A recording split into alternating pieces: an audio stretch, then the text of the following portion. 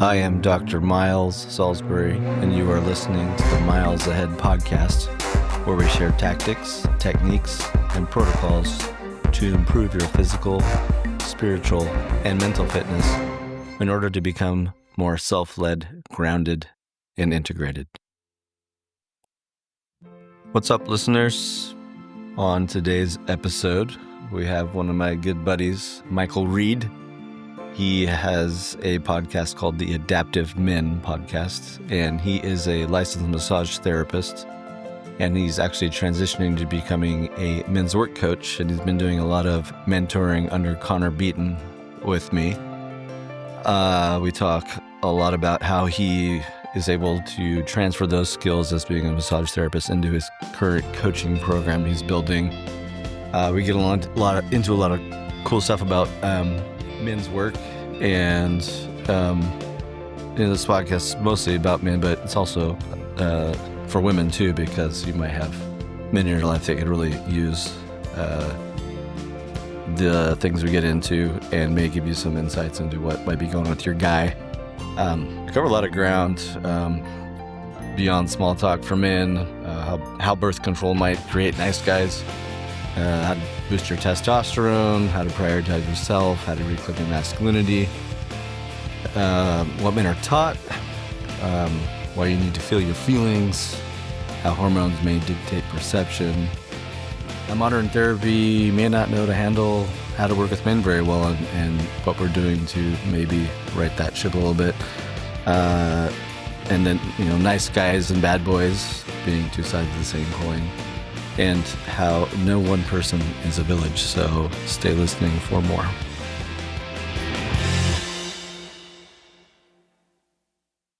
Thank you for joining me, Miles. You are most welcome. Awesome. A crossover cast. We met up through Connor Beaton's Man Talks on the How to Work with Men program. It's a coaching program, right? How long have you been practicing therapy for? Fucking hell. A long time. If you count undergrad, how many rings do I have? Just cut me open and save. 2004, I think is when I started actually doing saving this for like 14 years. Work. Yeah, that was just with a bachelor's. And then master's was 2008, and then PhD was 2018 officially. It took me forever to write my dissertation because I was still working. That's usually what gets a lot of people. Like the coursework is like, you just plow through and then dissertation hits. Well, now, interesting question then, since we're talking about men's work and specifically how it's like blending into like the current state of men in therapy in the industry. Mm-hmm. Do you feel like you really learned much in the therapeutic educational system in academia about how to work with men, or is it not as effective as what you're doing with? That's a fucking great question. No, absolutely not. I mean, what did Chris Williamson say, and Connor say? Like, we sort of, and it's not their fault. It's our field's fault. We have, was it now 80% women, 20% men, or something? I think I know what you're going to say, but it's about treating men like hairy women or something like that. Yeah, we're treating men like malfunctioning women. Yeah, and I think it's like a concept creep. I think it's kind of crept in, and it was the reverse back. In Ford and Young's day was very male heavy, so it's not like a conspiracy or something. It's just viewed that way. And a lot of guys are becoming men's coaches, which is cool, but we need a lot more dudes to like join the ranks of the therapists. And in each of my programs, I was like one of 3 or 4 men, and the rest were women, and like one of 2 straight men. Not that being gay somehow is different, but it's just how it was, for whatever reason. But yeah, they didn't teach like gender specific therapy, but it was different. I think they sort of maybe weren't thinking about how this would land with men versus women. So it's not their fault. It's just sort of a concept creep. Well, I wonder, because I can speak from experience, is it that they didn't know how it was going to land with men, or that I wonder if it's more of a function of, I just had the thought, I lost it. Hold on. Do you have ADD too? Oh yeah. ADHD, ABCD, FG, all the whole fucking. All the acronyms going on. Yeah. I'll throw in a joke and I'll probably edit it afterwards, but it was really funny. Ralphie May, the comedian, I don't know. He's a very funny comedian. He's like a Southern guy who grew up in Arkansas. He was a bit on the nose. He didn't give a shit, but he was very open about stuff, like a lot of hot topics and whatnot. And he has this bit where he talks about how he did a presentation. He was going to do a comedy bit on like live TV. That was like one of the talk shows.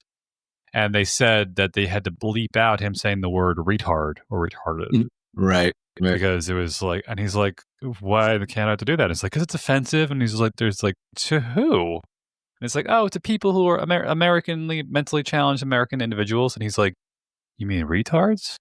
But he goes through a whole bit basically saying, like, if you ever met a person who's actually like mentally challenged, they're not offended for the most part. And like, they're the happiest people ever. Like, people actually getting offended are the ones that aren't actually getting. And he talks about this thing, like, he mentions this bit, it was just like, yeah, even then, he tried to like insult them. They're going to forget what you said 3 seconds later. They're like, their thoughts are just going to go off. And I'm sitting there, I'm like, am I retarded? That's exactly what I do. I know. It sucks because it is such a, like, for people that gift and a curse. It is, man, because you want to say, you don't want to be like one of those douchey dicks. Like, it's not making fun of like mentally disabled people per se. It's like the mental neurotics like us that are like, dude, like that was when we were growing up. That was like that word was cleared hot to use. I mean, that was the doctors would freaking use it. And you know, MR, we used to say MR was like an IQ of 80 and under, mental retardation. You know, they used to say that. Yeah, when people say that, they're not specifically meaning someone with like Down syndrome or something. That'd be pretty fucked up to do, but it's a slippery slope. But there's got to be room for humor, right? Absolutely. Keep that in. This was funny. But as far as the men's issues thing, like I remember when I went to traditional therapy a couple times. Looking back, I was really good at hiding it. Really good, and the therapist could not pick up that I was running circles around certain things I wanted to talk about. But I was masking it with logic, or I was like weaving a narrative as to what's going on. Like there was an emotion there that kind of wanted to come up, and I was just like, I was like sewing together, like painting a picture as fast as it was coming up, faster than and they just never picked up on it. You're moving fast. Yeah, and until I actually worked with one of the actual men's coach who does it very differently. They as we say, we disrupt your homeostasis. Yep. Like you do it completely different. And I wonder if the therapeutic industry just didn't pick up on that collectively. Like men weren't coming in as much, or if they were coming in, they were saying, all right, I feel fine, everything's okay. And they went, oh, okay, cool, good, you're cured. All right. We did our job. And then like the statistics were looking really good across the board because most of them were women, but then you start to break down the numbers and you kind of realize like, oh, the men were going in and then they were saying they're fine. And then like a couple of years later, they took their own lives, or they blew up, or they're divorced, and the marriage family exploded. Something wasn't resolved. Yep.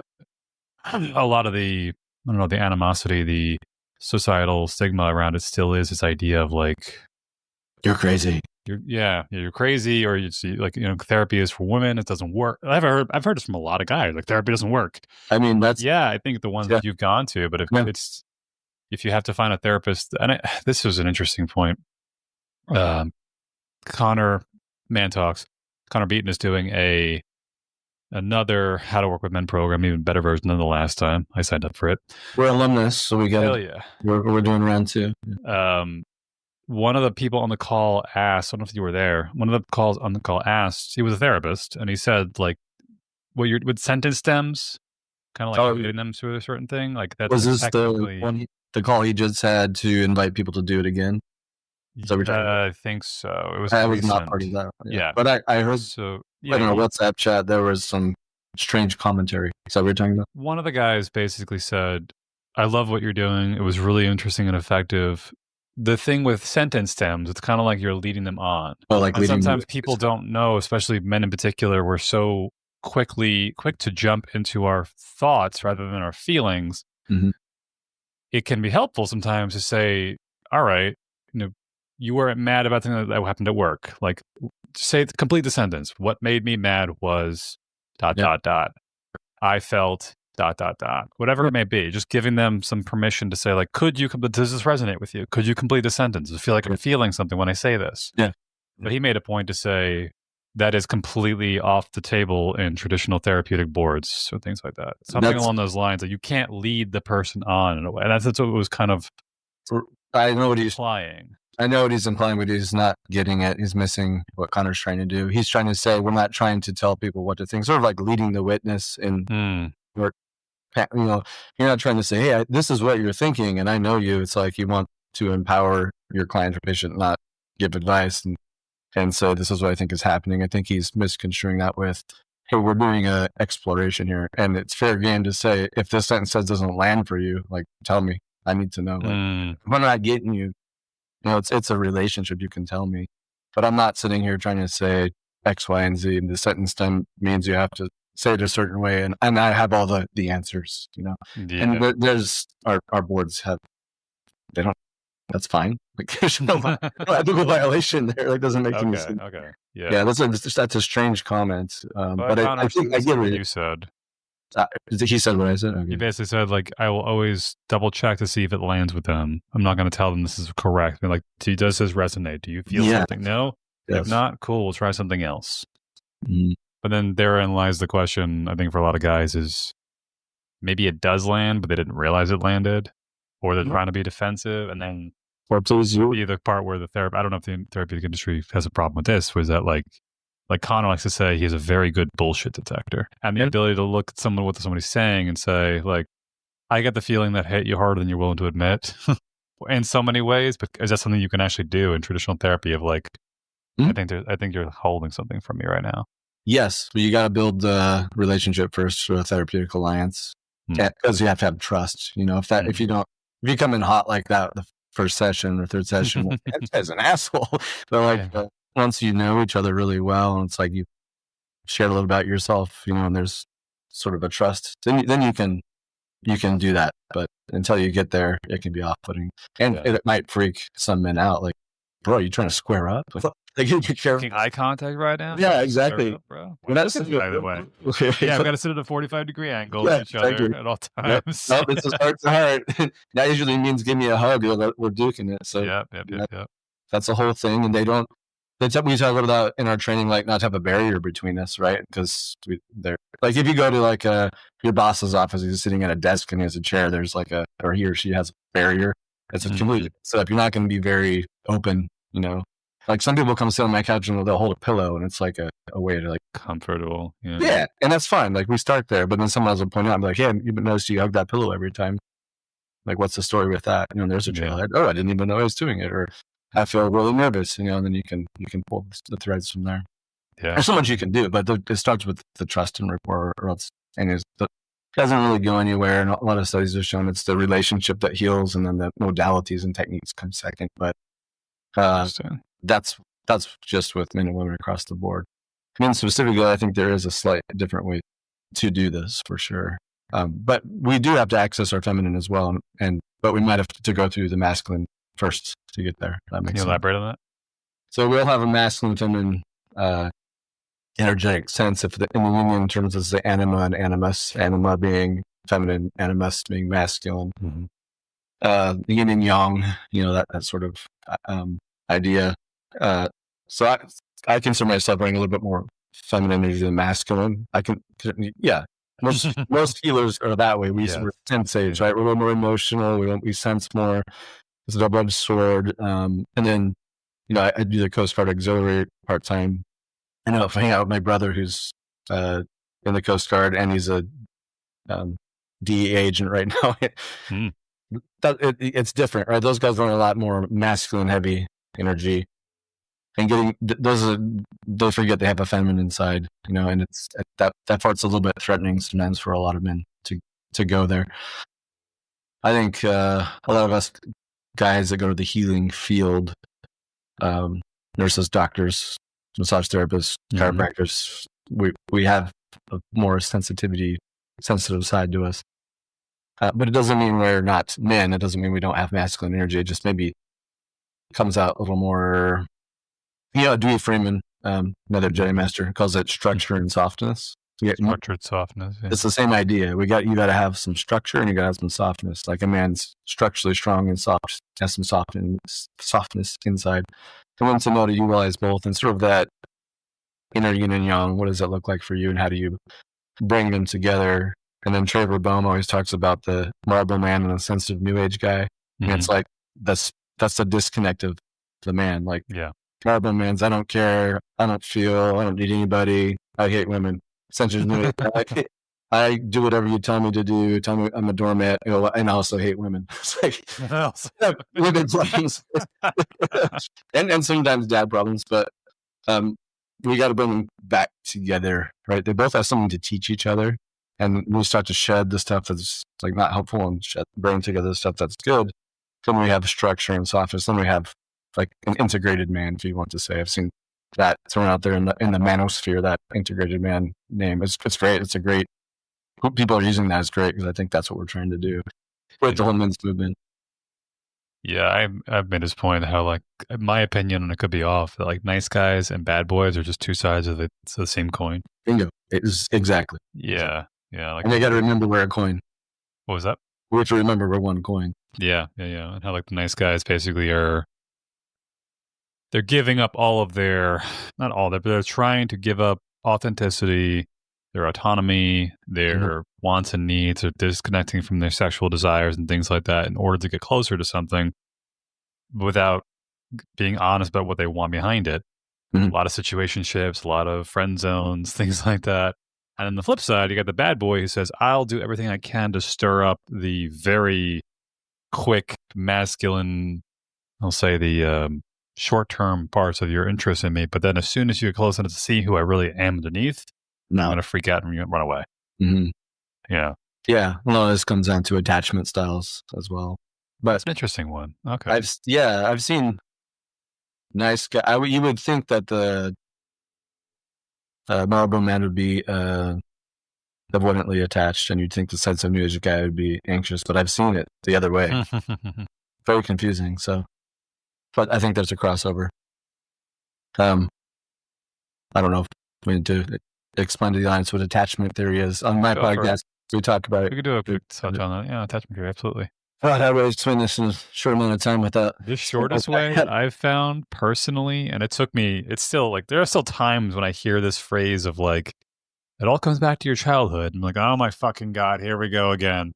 Input, yes. God damn it. And it's like, you look back, you're like, wow. And the way I tell people essentially is like, you have to think of your brain as like a learning language model, like an AI, a ChatGPT or Grok or whatever you want to say. You need to feed it data to get it to learn how to pick up patterns to do things. And that data you get is your childhood.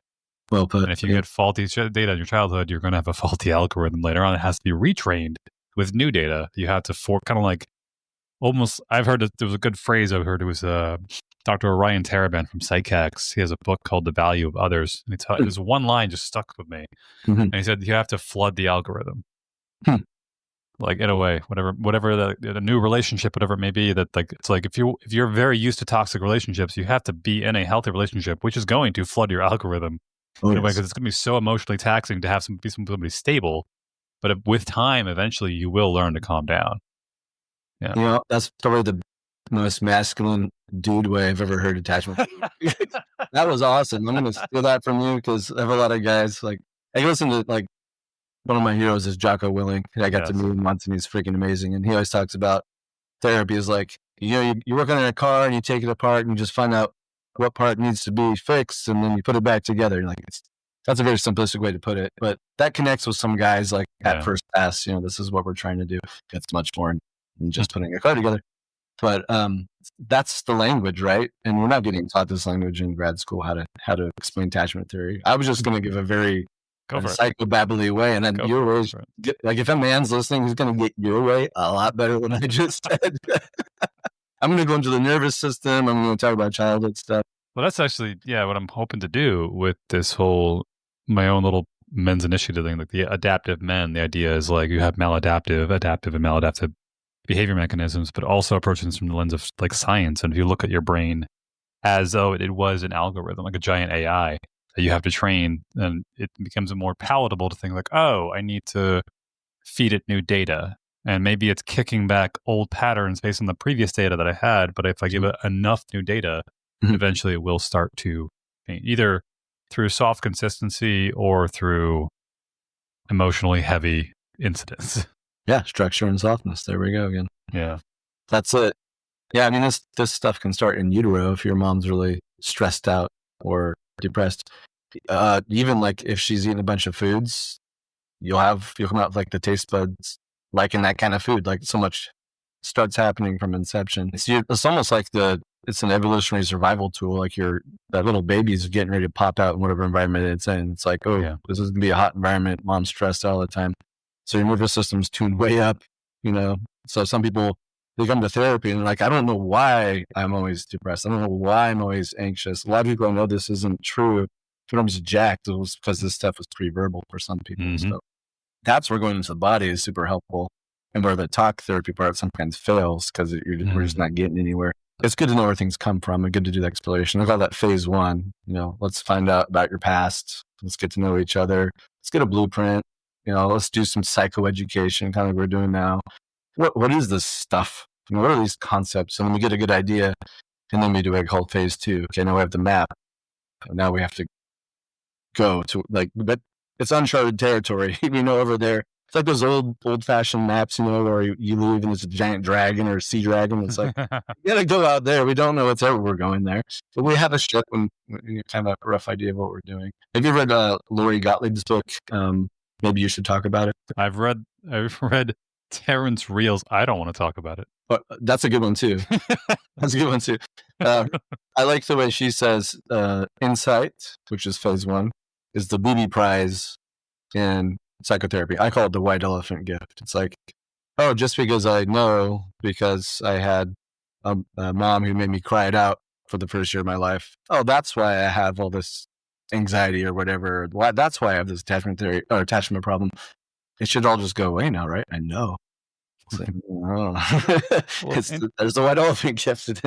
Great, nothing really. You have a better understanding, but we have to go in. And phase two is actually working with the unconscious, with the body, all these other things that a lot of schools aren't taught. We're taught like CBT. We're taught. This is what I love about psychodynamic psychotherapy, based like Freud, Jung, Adler, all these. So there was something going on in like Germany, Austria, and Switzerland, like back in the day. It was like a movement. Remember I was talking about like an iceberg, and the tip is like what you're conscious of, and then the bottom is like what you're not. And so phase one is like, we're learning what the tip of the iceberg is, and then we got to go down and see what's underneath the water. A lot of therapies, they just spend time looking at the top of the water. Oh, look, there's a piece of ice floating. It's like, that's an iceberg. How does this piece of ice make you feel? I don't know. Yeah, exactly. I don't know, but it's sinking boats, so we should probably got to go around it. In that case, then how do guys start to the white elephant is like the gift you didn't ask for. How do you go about what I refer to it as like rewriting your code in a way, or like kind of rewriting a memory, rewriting a story in your head? Yeah. How do you actually go about doing that with a guy? So that's phase two.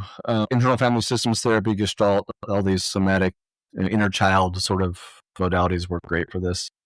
On my most recent podcast, I just explained a really deep therapy session I had with my own therapist. I won't belabor it because you can just listen to it if you're curious, but I got to through this process of IFS and the way she works, a female therapist, by the way, who can work with a man, which is amazing.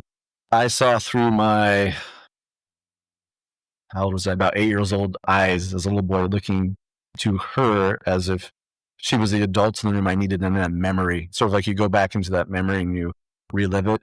But she was telling me all the things that the adults weren't telling me, like, hey, why are you guys getting divorced? What's going to happen? Was it my fault? All these, just like explanation and calming my nervous system. They were just, my dad was leaving. My mom was a mess. And all his kids were like, just like shaking with like this big explosion of news. And no one was explaining anything. And so that one guy inside me just needed to hear someone tell me, and she talked to me sort of as if she was motherly. But that's a therapeutic relationship. If she would have come out with like that, like the third session, I'd be, what's going on here? But I trust her so much that we could do that work, And it's not like logically I know she's my mom, but like through that little kid's eyes for a moment she was. And she has kids, so she knows how to speak that way. So you can do things like that. You sort of clean up all those old memories. Maybe that's what you're referring to is like cleaning up. Yeah, and I've had people I've talked to about like, well, your inner child. I know, it's so cliche. Yeah, it's super cliche, but the makes you want to run away. The way I interpret it, the way I refer to it is like your bundles of neurons that were laid down in childhood that are still active to this day. Yeah. And the simplest way you can prove that it exists is like you've seen a fully grown adult have a meltdown the way a 2-year-old has had a meltdown. Bingo. And I've talked to people. I've had clients, mentioned massage. I do massage therapy. I've had clients I've talked to that'll say to me like, mostly women talking about their husbands. Sometimes husbands talking about their wives. How is he or she this old and they still act this way? And as though there's this, download from the universe that just hits you at a certain age. Yeah. Which it's lonely. I had a way of wording it the other day, and I don't know if I should have wrote it down. It was like just because your hardware is upgraded doesn't mean the right software was put into the system in a way. Like you can, like at 25, 30 years old, you can be mature enough technically, neurologically to do things. But if nobody taught you, you're just going to keep acting the exact same way you did. Bingo. Yeah.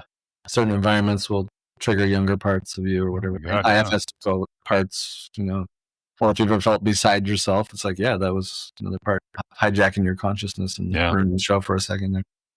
The funny thing with the hijacking the consciousness thing, the other day I was playing I have a couple games I play, and one of the games it's a strategy. It's almost like a chess type game, but it's like 1 versus 8 people, and you're all kind of fighting for top 4 by manipulating the board state that you have in front of you based on certain variables and probabilities, all this stuff.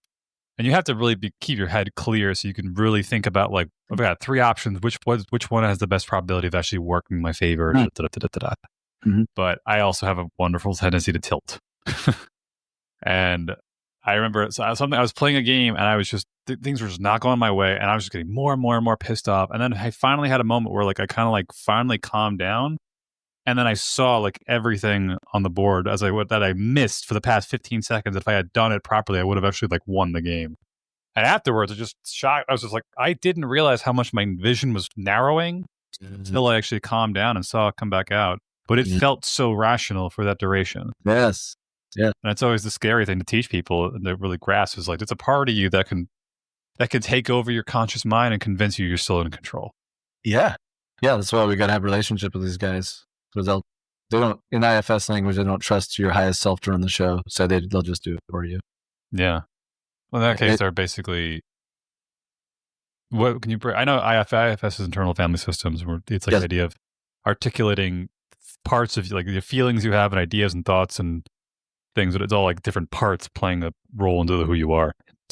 In that case, you said, they don't trust your highest self. What does that mean? The part of you that is like your witness consciousness in Buddhism, part of you that can just notice that it doesn't really have a job. It's just, it basically is like curious, compassionate, like Dr. Schwartz originally has like 12 C's that like what names what the highest self does. We have a part underneath called the pseudo self that kind of feels like your highest self, but you sometimes can tell because when you're doing IFS, it'll be the part that just quickly has an answer. And it's like, well, that part just blocked a younger part from probably saying anything. So we just asked it, hey, is it okay if that part just kind of watches or relaxes? And you'd be amazed sometimes people do that. And all of a sudden they're like, because you'll ask, well, how do you feel towards this young part that we've come up against? And the pseudo self will be like, bump, and you ask it to relax. And then there's a totally different response. And like, oh, yeah, I feel really like sad for that part. That's obviously that's your highest self. It's like that's self-parenting. That's the first step to being self-led. You get the above board view. You detach but don't disconnect from the parts. You unblend from the parts, as they say. And the parts are protectors. So you have the managers, which are like usually critics or the pseudo self. And then you have firefighters that like they just want you to numb out, check out, use drugs and alcohol or whatever just to like calm yourself down. And so if you have a critic that's beating the shit out of you, the firefighters are like, you literally like, hold my beer. You're sick. You shut up. Because both of these are trying to keep you, the system, from feeling what are called the exiles. It's sort of like in terms of shadow, the stuff where we don't want to get, where sort of the pain is, right?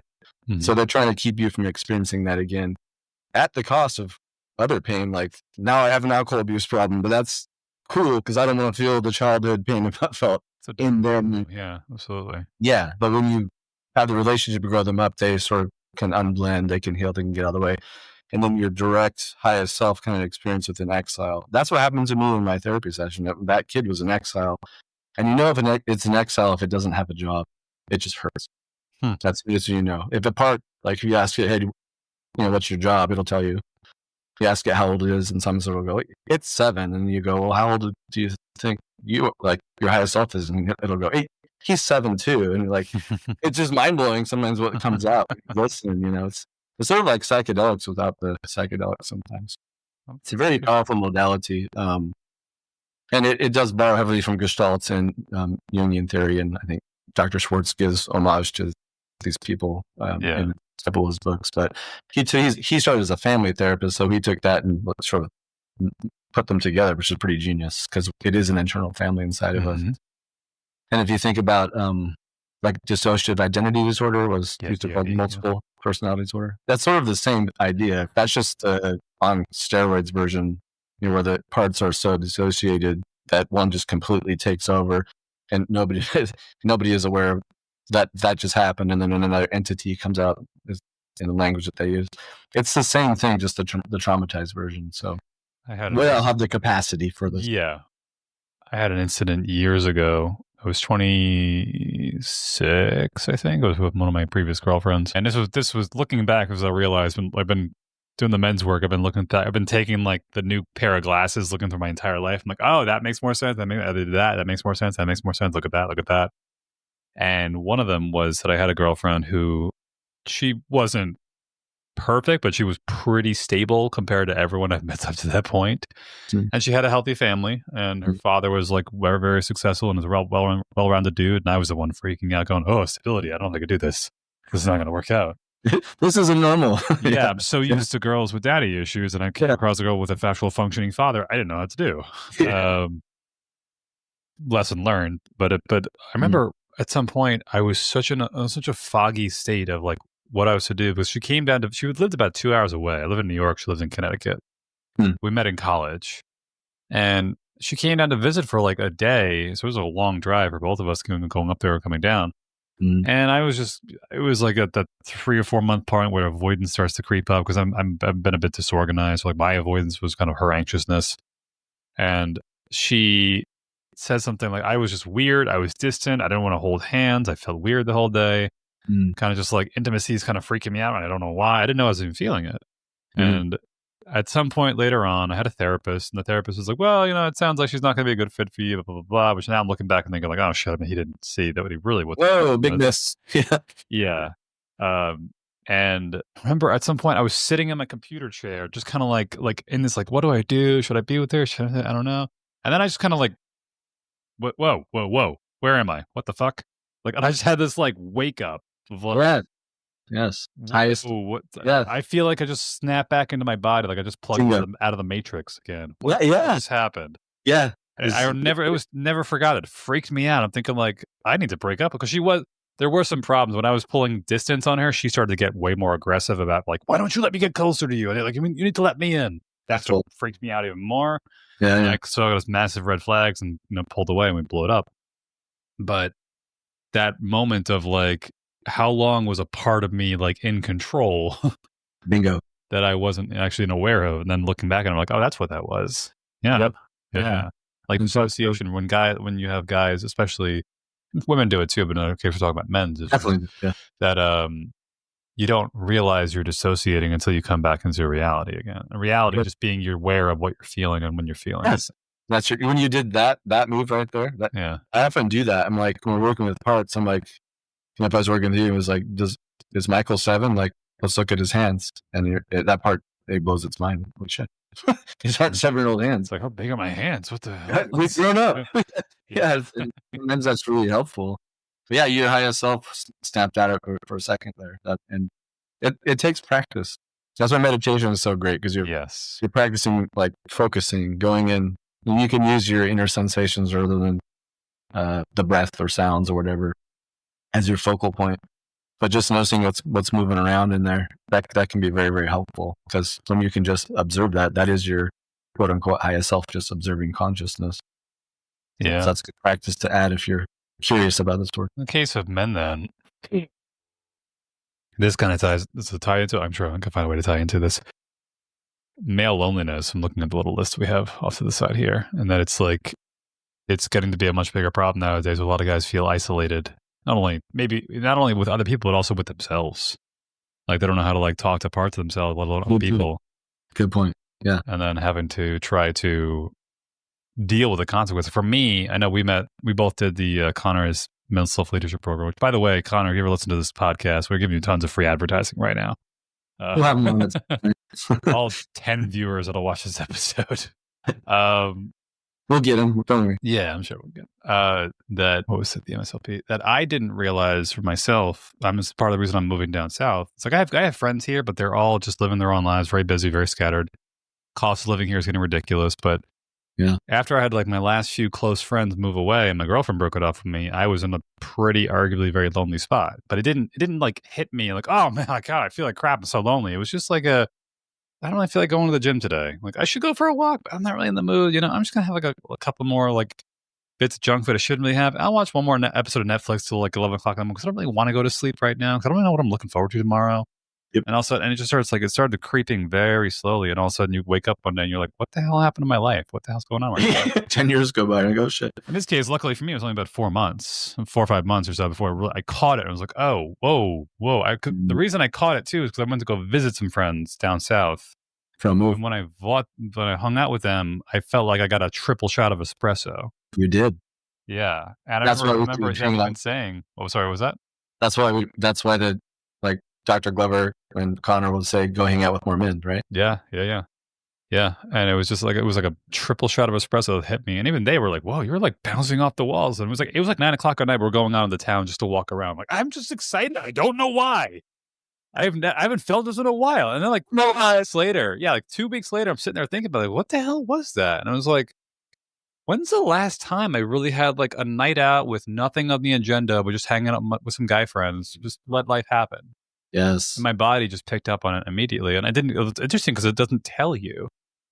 A lot of times when you're feeling lonely or you're feeling, sad or feeling this or feeling, it doesn't tell you, hey, you're feeling, it just says like, here's some anxiety, figure it out.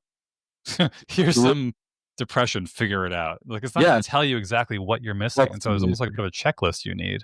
Yes, it's telling you there's something up though. It doesn't specify, but it tells you something. Yeah. That's what I meant to say. It doesn't specify exactly what it is, but it tells you something is wrong. Yeah. Well, we have to learn what the skill set is, right? Like it's the same as physical pain. If you bump your knee, you don't just go, oh, that didn't happen, blah, blah, blah. You're like, oh, am I bleeding out? Let me rub this thing. Let me tend to it. Let me tend. We kind of just innately know what to do with the emotional world. We're not really taught, unless we had great parents or therapists when we were young, how to do that, how to self-soothe.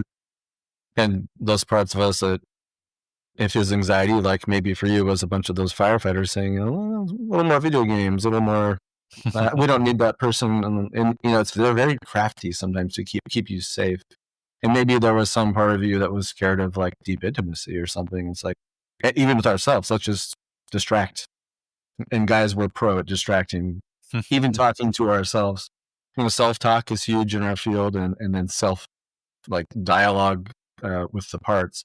Self-talk meaning like cognitive behavioral therapy, like how am I talking to myself consciously? Oh, I'm catching that distorted thought or the way I'm beating myself up. Or when I'm going in, like actually, if you do IFS, you can take, like, I love the way Connor says it, like take an internal screenshot once you've done that work together of how it felt to be with this part or this feeling. Because you can go back in meditation and revisit, and you have further conversations with these parts. You can even, this is the spooky part, sometimes you can take a journal out and just talk to them. Something will talk back to you. It's wild. It's so wild. And like, why do you do this?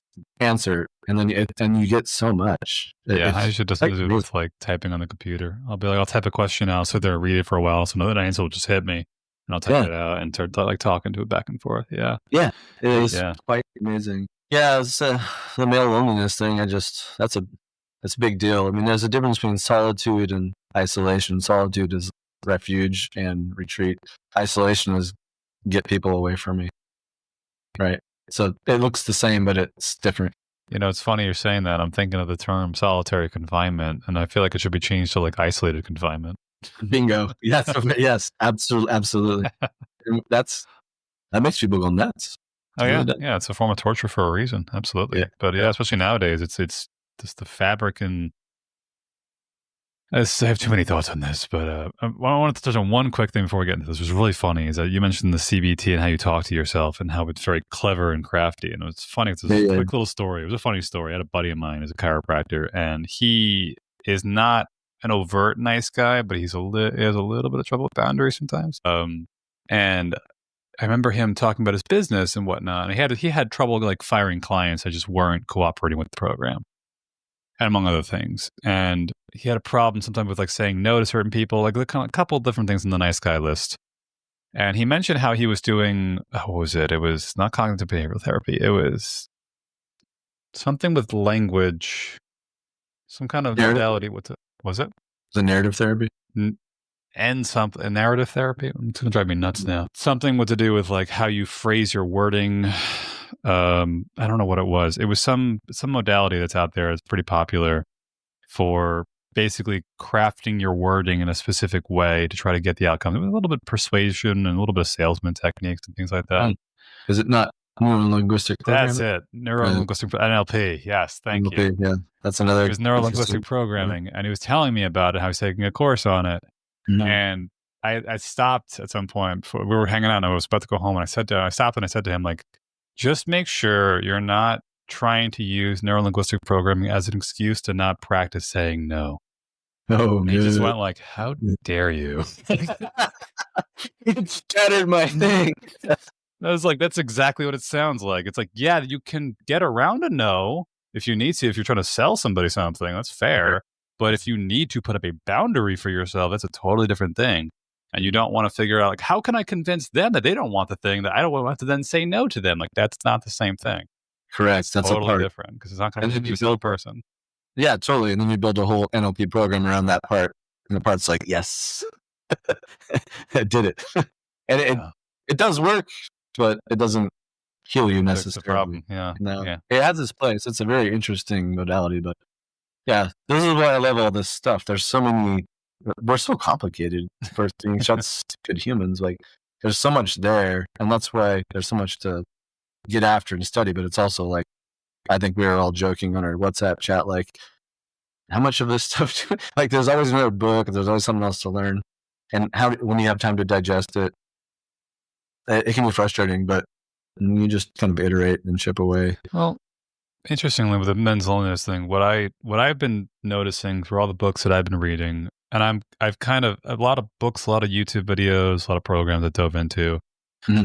At some point, you start to see a lot of through-line narratives to things that work and things that don't work on even like a cultural or societal or biological level that you kind of can't really argue with. It's like, no matter how much you convince yourself your knee doesn't hurt, you hit your knee fucking hurts. How much you convince yourself you're not lonely, you haven't had friends to talk to anyone, and you are fucking lonely. Bingo. And this also ties into then where the bit of a disconnect is going back and forth between how much of it is on a guy's personal responsibility for something they're doing versus like the narrative they were sold growing up of the life that they live in, the world they live in. They basically told them like, go out, keep your head down, work your ass off, push down your feelings. And then one day they feel like crap and they're like, well, go make friends. And they're like, nobody fucking told me. All you told me how to do was work and get my head down. Everything. You never told me how to make friends. Yeah. And then I get a lot of people get almost like a kickback online from some people who are just like, oh, it's my responsibility to be like the male loneliness crisis is happening. A lot of like angry feminist kind of stuff, but other things. Correct. That is like the fabric and the design of society is such that it's like basically saying like, you need to go make friends and be open and vulnerable. But if you do it, we're going to punish you for it. Oh, that's bad. Yeah. Where are you going with that one? That's it's interesting, like your friends busting your balls because they like you. That's banter. But if someone's making fun of you or weaponizing your vulnerability, that's not a person you want to be around. That's a person that's not done their work. Yeah. And Brene Brown talks a lot about this and men opening up and then getting kicked in the nuts for it by their significant other. I got to meet her at a psych conference and I asked the same question because I was still single at the time. And as I still kept meeting women, I'd be, I'm a fucking therapist, I'm up a book.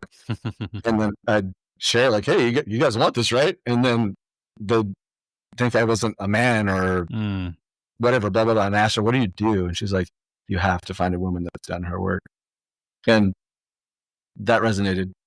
And also, you got to keep doing your own work. But a thing that Connor said that really helped me and that I use in my practice now is when you're with your significant other and you're having a hard time, if you want to be able to articulate, you can identify that something's going on inside you, right? Because if you come home all grumpy and they go, what's wrong? And you're like, I don't know.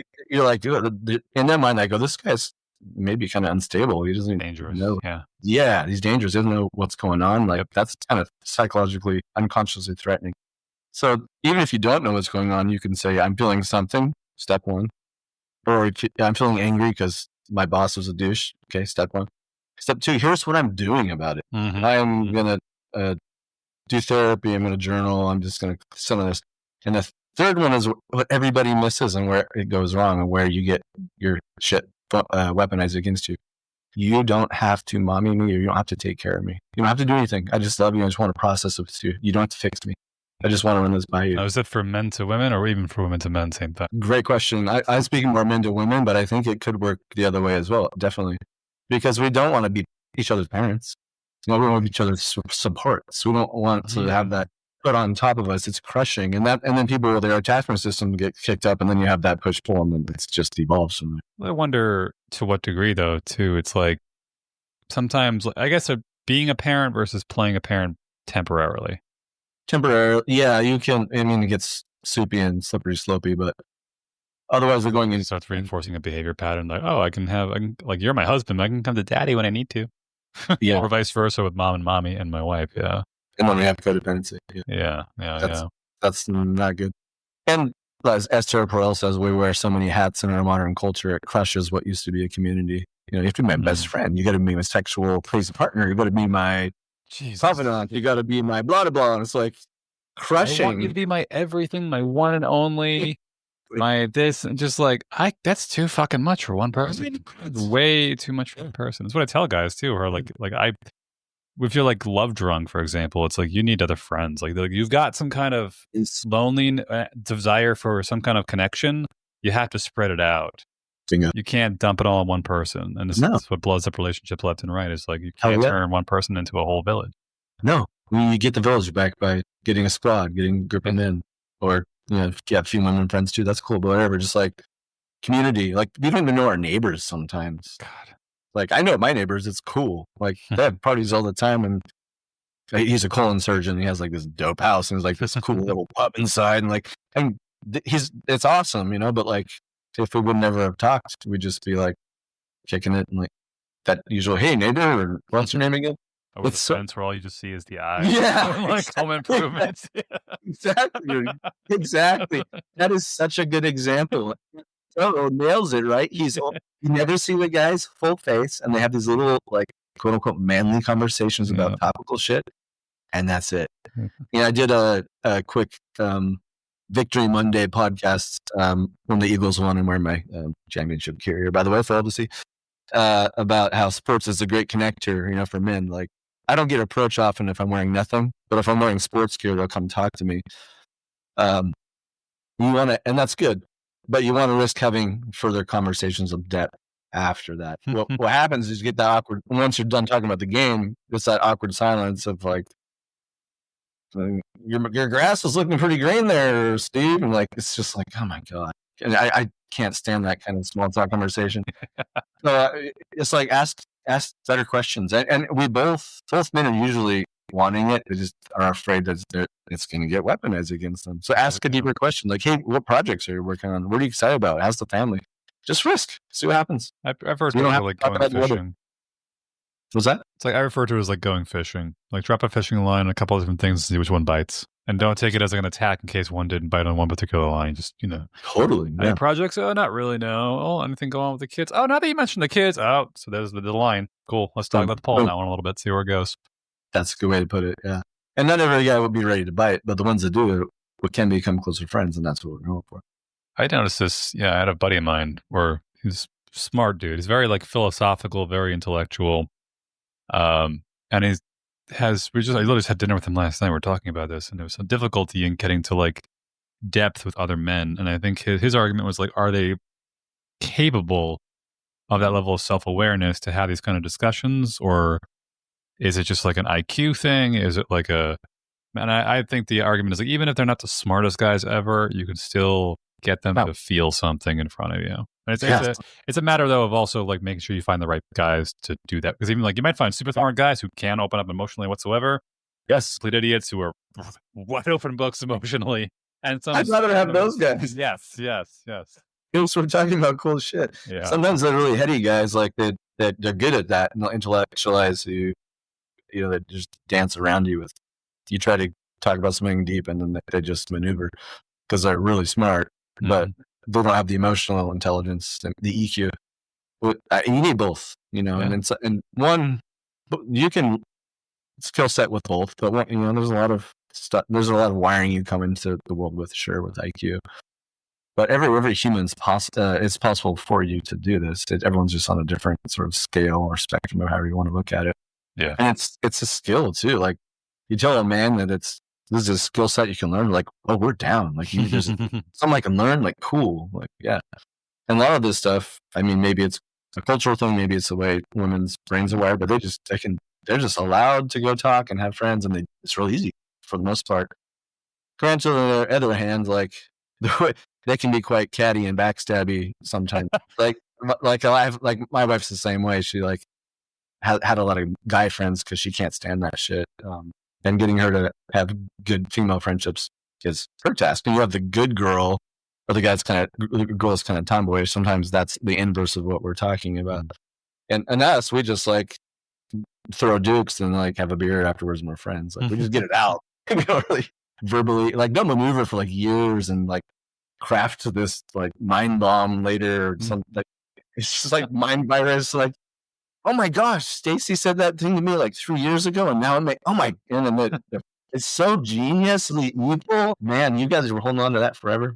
I like the Buddhist phrase is like, when you hate somebody, or you're holding a grudge, it's like drinking poison, hoping that they will die. Yes. Like, fuck that shit. Like, get that shit out.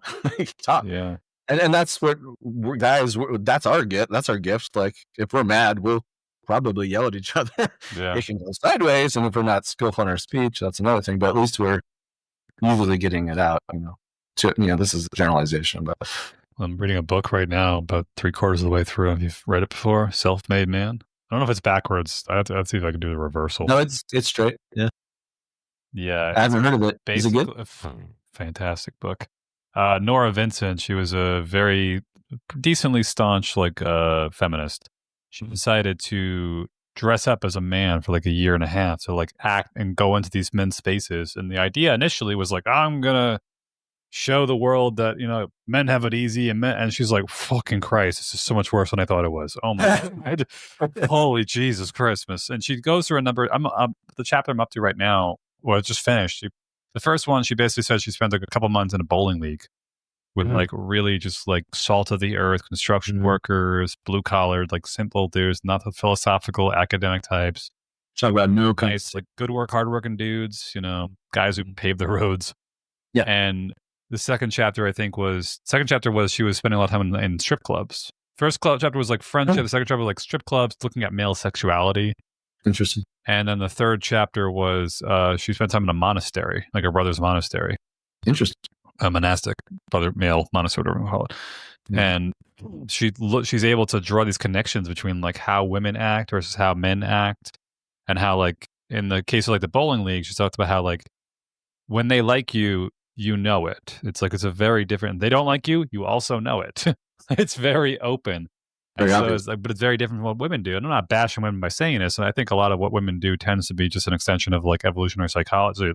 It's like the guys in the red pill movement hate women for just being women. And it's just like, that's just what they've always done and will do. And you just learn to work with it instead of demonizing it. And, but she mentions a couple of times about the idea of like, from a woman's perspective, or if I had female friends, this is what would have happened. Or like if I have, and then seeing the kind of, like when you are like, when someone's like a brother to you, it's like a different feeling entirely versus like the cattiness you mentioned a second ago. Yeah. How women can do and hold on to grudges and all this stuff along the way. Yeah. Yes. Unfortunately, she died via medically assisted suicide, I think in Switzerland about 3 years ago. She's in her mid-50s, but she had a mega depression, but she also, the big part of the depression was brought on by like holding a dual identity for quite a while, for like a year and a half, 2 years of like, I'm a man, but I'm actually a woman, but I'm actually a man, but I'm actually a woman. Because she had to pretend to be a man the whole time, like with the voice drop, with the like you can see even in the top versus the bottom. Oh my God, that's the same human. Holy same person, yeah. Whoa, she pulled it off. Yes, the stuff. That's what it looks like man on the bottom. Basically, wow. Who walked around saying I'm a gay man because it wasn't like the most masculine looking dude ever, I guess, whatever. Because a lot of people, eventually she'll tell everyone that she's like, messing with and talking to, like, oh, by the way, at the end of the whole thing, I'm a woman, I'm writing a book, this is what you're doing. And a lot of times they're just like, I had feelings. I had a suspicion something was off and I couldn't place it. It's like something the way you talked, something the way you acted, the facial hair didn't look like the jaw, like whatever it was. And it's so funny that like even in those cases, like a lot of people said like we'll say, I'm not getting too deep into like the whole rabbit hole of identity and whatnot, but like, oh, men and women just, and then it's like even they were like, there's something feminine more, but I can't put my finger on it. Yeah. And like they were still giving off as much as you try to suppress it. And I kind of tell it's like a similar story about how like men are men or women are women. And for the most part, with some overlaps here and there, definitely, but certain behavior patterns are just intrinsically like wired into women, and the way we act. Yes. Early on, we were talking about the eye contact thing. She said one of the first things she noticed when she started doing it was that when she would walk in on the street as a woman, she'd notice guys like checking her out, whatever. They like take a quick glance, see if they like you, okay. But as a man, they'd look quickly and they'd look away, like almost instantly, like don't make eye contact. Yeah, how foreign it was, how weird it was for her to go through. It's intimate. It's either I am going to get to know you, or we're fighting. Yeah. Like if you talk about evolutionary psychology. Yeah. So she maybe went a little hard in the paint with the method acting, and it. Yeah, she also had a pretty deep depression that just was resistant to a lot of medicines and drugs, and it wasn't really helping anymore. And she decided to just kind of pull the plug, unfortunately.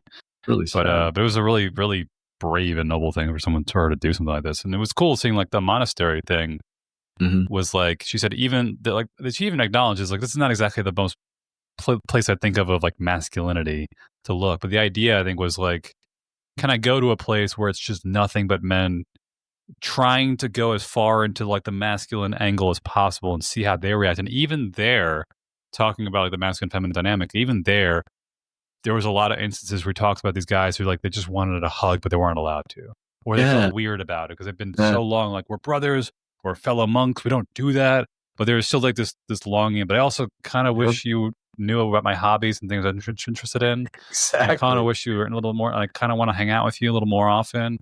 One of the monks was like probably like closet gay, and she picked up on it really quickly. But but everything she says kind of it was really cool seeing like, oh yeah, I've seen it before. Oh, I know that story. I've done that before. I understand what she's talking about, and then seeing it from a woman's perspective of like what women do, what men do, and all that stuff. Yeah. Yeah, the time bomb thing. That's part of the course. Way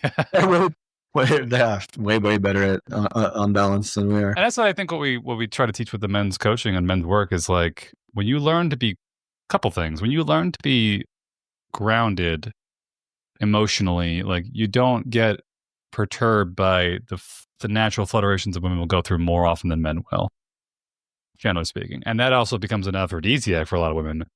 Oh, it's like, wow, this guy's actually very calm and relaxed. Like I've heard it referred to as John Wayne energy. Like he just walks in the room and he's like, whatever's going to happen, he's got it under control. Like, taking his, no, he does. He feels comfortable in his body. He doesn't necessarily need anything, but he's ready to connect and just be present, to be there, and he'll take care of it if he needs to, or we can kind of just calm down.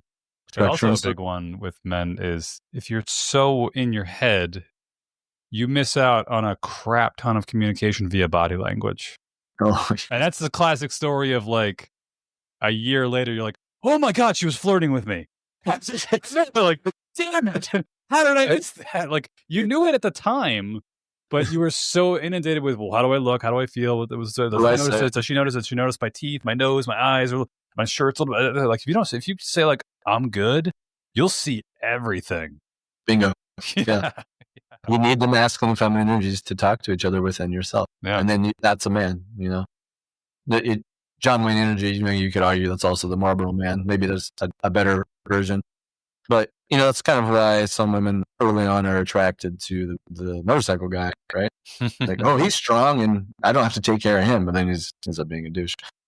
That's a whole nother rabbit hole we could go down. But that's actually, we could go down that one because in the book, what she talks about is she went on dates with women. And it was actually, she talks about like how it was the early days where it was like email dating and whatnot before apps came along. I don't know when the book was published. I gotta take a quick look. I'm really curious when it came. I think it was over the course of about a year and a half. I don't know how long she took. 2006, roughly. So it was before. It was Facebook and Instagram was like 2010s. So this is about we're going on 19 years old now. She mentioned in the dating sense then how she talks about how women have this almost internal disconnect or don't realize what they're doing. How they say like, I want a man who's soft and kind and caring, but like, then why do you keep going for the biker badasses? Like, what the fuck? There's something in there that you like that you don't realize you like. And even one of the women she talks to, she went on a date with. Usually at the end of like, if they kind of got along well, and eventually she'd be like, by the way, boom, I'm a woman. Holy crap!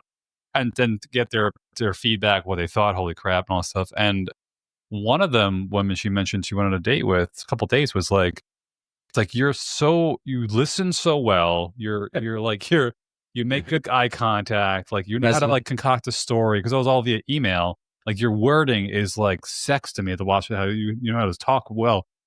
Yes, but you're not like big burly hairy monkey. And I just can't find you attractive because I'm just this one piece is so important. I can't get. And maybe guys will hear this and think like, well, I'm not a big hairy burly monkey, but like the metaphor for it is like, yeah. Masculine, not giving a fuck, doing things you enjoy, not be afraid to like fall on your ass and get up, lifting heavy shit, whatever it may be, whatever that looks like for you. Well, for you, yeah, exactly. Yeah. Like she connected with like the feminine part of that woman, but not the masculine part because she just couldn't. Even she said like it was really fucking hard being like this masculine frame because like all the female parts of me kept coming back to what I wanted to do and say, or moments where she'd be like talking to a guy, she's like, I just wanted to hug him and tell him it's okay. And it's like, I would never fucking do that shit. That's a lot of guys friend zone themselves by doing that. That's like that's a nice guy move, right? And just try to be over next into the feminine. Jesus. And then like you're friend zoned because you got to show the masculine parts too. It's a balance. You don't want to go over the other way and dominate the conversation, but you also want to. So with the nice guy thing, because this is hitting very close to home, not only to my past self, which I've since worked on, but also guys I'm talking to and working with right now. How do you go about getting a guy to see his own nice guy tendencies, if you can? That's a process. How do I do it? I mean, besides flat out, step, a very broad step by step. Besides flat out handing him Dr. Glover's book, I did that. Actually. Yeah, I did that. Yeah, it's a great book. A couple of the guys I'm working with, I did the same thing. Yeah, I just ask curious, like probing questions, like to get them curious, like how's that been working out for you? What does that look like? What are you actually looking for? And I often highlight the difference between support versus caretaking. Support is like you're still you and you're helping them. Caretaking is you've lost yourself and I call it the order of operations. The correct order of operations is who am I? Who am I about? What do I want? What do I need? And when I do that calculus, no other humans exist on the planet. And then I intern with the other person when there's a negotiation. The wrong order is like, oh, you tell me who I should be. I'll be a chameleon. I'll just do this dance. And then we're good, right? Like, what do you want? What do you want for? I don't know. You tell me what we want for dinner rather than just saying, well, I'll get back to her. I want pizza or whatever. It's you're going way off into ceding all your power to the other person, thinking that if you do that, it's a give to get. Like, oh, then they'll tell me I'm a good boy, I'm a good person, But that's highly unattractive to most women. They don't want to be mommies. They might be attracted to your sensitivity and your niceness at first pass. Then you get together and they start to be like, where's your manhood? And yeah, society doesn't think. Back to male loneliness, I think society is telling, like, for a while there, like, if you have a penis, you're bad, right? You're a toxic masculine type or whatever. It's like, so let's take away the word toxic because you could use that for the feminine too. Just because you're a man doesn't mean you're bad. And I think a lot of guys now are getting that message because I'm a man, I'm bad. So I've got to neuter that part of me and be more feminine. And we grow up in a society where all your teachers are usually women. universities, a lot of women teachers, your therapists are women. Your dad was gone and your mom tried to be your dad, and like, God bless him for trying, but that initiation in manhood doesn't really happen. And women have a natural initiation to womanhood, like biologically, it's the first time of the period. Mm-hmm. We don't really have a whole lot of that, you know? Yes, that's an interesting one, and it's tough. What I keep hearing in my head, because there's an angry feminist taking up space rent free in my head right now.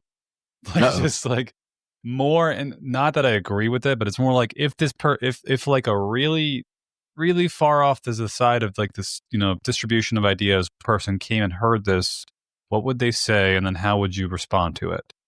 Mm-hmm. And that idea of like, well, women get, women initiate just by their periods basically means the only reason you're a woman is because you can get pregnant. Angry.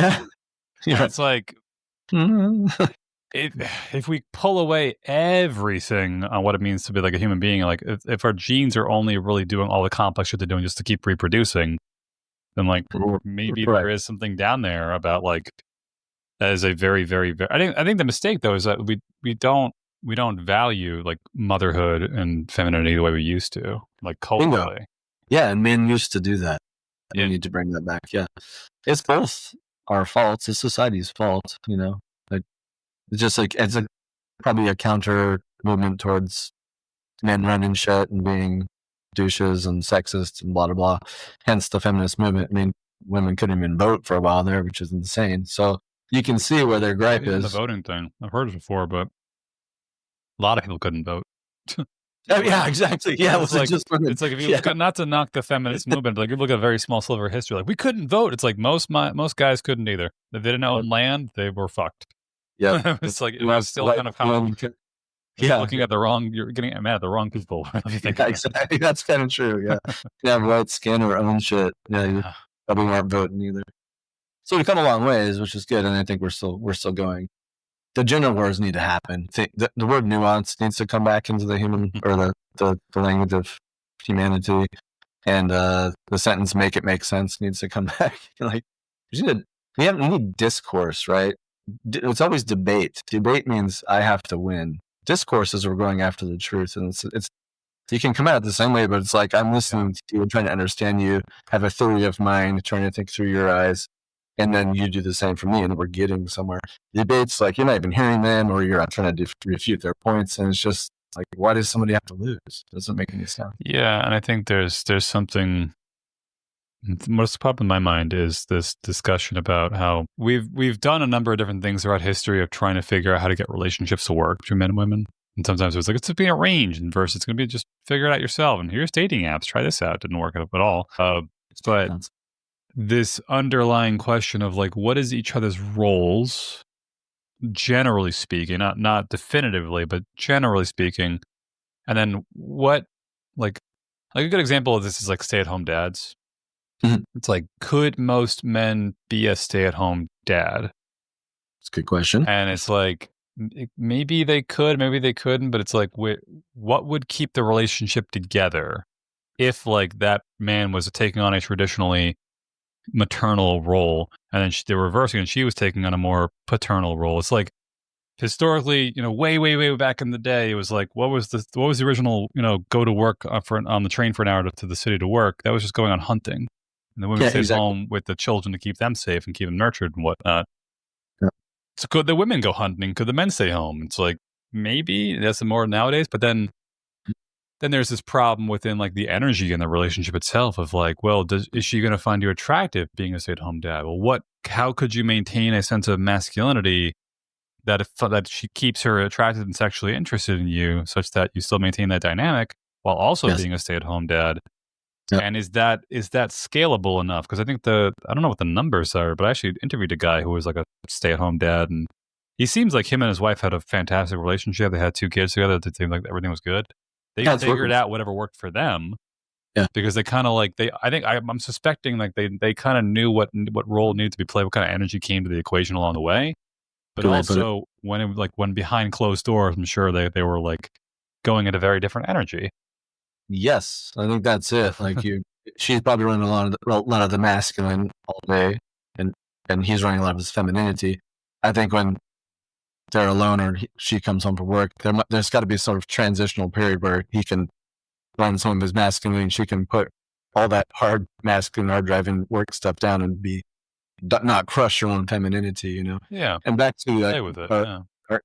Back to anima and animus, like we have to figure out what that balance is. And yeah, some guys can completely do it. Some guys are doing it as nice guys though, and then they're building resentments, and then the female half is like burning a lot of masculinity and crushing her femininity, and that can cause all kinds of problems. Yeah, but this is modern living. Like we have to we have to think about this harder now. But we can't ditch the fact that our brains still have thousands of years of evolution hardwired into us. Yeah, and we cannot ditch that. That's a big point of contention for me. A lot of people saying like, "Well, society is just what we make it to be." Like, kinda, yeah. But like my thinking is like postmodernism. I've heard a lot about. It's like people who are very like, we can make it whatever we want it to be. We can make a utopia if we choose to. But if we don't, but since it's not, it's because we didn't choose to. And it's like, I don't think even monkeys could figure it out. Like they're completely untapped. Like even interestingly, like I'm going to want like a weird rant/tangent. It's like a Sex at Dawn book that we were talking about briefly recently. They make a point about how like our closest ancestors are chimps and bonobos. Bonobos, yeah. And chimps are notoriously physically aggressive when it comes to territory, when it comes to hierarchies. They go to war. That. They go to war with each other. The tribes go to war with each other. It's all been documented. Bonobos just fuck all day, every day, nonstop. Sex, yeah. But interestingly enough, the chimps have evolved such that like they're good, a little bit more scientific. Like their genitalia to body size ratio is extremely skewed towards the body because basically evolutionary argument is saying like when you're going to reproduce, you're gonna have kids, so you don't have to worry about it. So what you should focus on is being as strong as possible. So that when you have to beat up another guy to get, so you can get access to the female. Yeah. Bonobos have monster dongs compared to their body size, compared to their size of their body, which makes the question like why? Because they're screwing all day. But the competition in bonobos doesn't go on the physical; it goes on in utero. Like sperm actually competes with mother sperm, and even like the shape of the penis and things like that actually does. So try to like scrub away competing sperm and whatnot. And even the egg will start to like choose which sperm it wants based on certain things. So like no matter what you do, there is competition somewhere. Yes. And utopia can't exist as long as competition exists. And it's kind of wired into us on like a deep biological level. So when it comes to people who are like very postmodernist, kind of like aggressive, we can be whatever we want it to be. This and that, all the roles can be flipped whenever we want to. It's all just, and it's like they're almost, my thought is like they're drilling down to like find the core of it all. And they're convinced that the core is just a thing that we made, so we could just change it. But it's like you keep drilling and all of a sudden you hit this layer called biology. And you just can't get past it, no matter how. And it turns into almost like, in my opinion, it's like a impenetrable layer. That's also like a trampoline, like a rubber band. It's like you can push it a little bit, but eventually it's just going to fire back. Yeah. It springs back aggressively in the other direction. And we see this in different ways, I think, with people like certain societal and cultural norms and whatnot, or how like it's like, yes, even in mating and dating behaviors, it's like no amount of you telling, but it's like women telling themselves or men telling themselves like, oh, if I don't work on myself and I'm softer and this is going to make them attracted to you. Like it's the term, it's like a stated versus revealed preferences. Never heard this. And the idea is like a man can say like, I want a woman who's this, and this. And then he meets a woman who's like the opposite and goes, I don't know why, but I'm so turned on right now. Women too. It's like, I want him to be soft and kind and caring and nice. Why do you keep sleeping with bikers? It's like, there's something there that you don't even realize that you're attracted to. And even in the case of dating, it's like with men and women, I just like it's crazy nowadays how it's gotten so bad. But the like giving somebody a chance was to better understand your own attraction mechanisms. Like most of my previous girlfriends, when I met them, they were cute. And then when I got to know them, then they became really fucking hot. Maybe one girlfriend was super hot and she ended up being fucking crazy. But aside from that, it's like men and women looking at people and saying, like, if you give yourself time to be around somebody, you'll start to see other things you didn't realize you saw. Yes. But if we all start looking at very superficial reasonings as to why certain things should be, you're going to miss so much along the way and miss out on really good opportunities. And it's just a matter of understanding your own psychology, your own biology, and how your brain works, and having enough of a space, and I'm ranting like crazy now, enough of a space to like that part of you is like that. Like for me, I recognize like the next girl I meet, if she has like a healthy father, I'm probably going to freak out.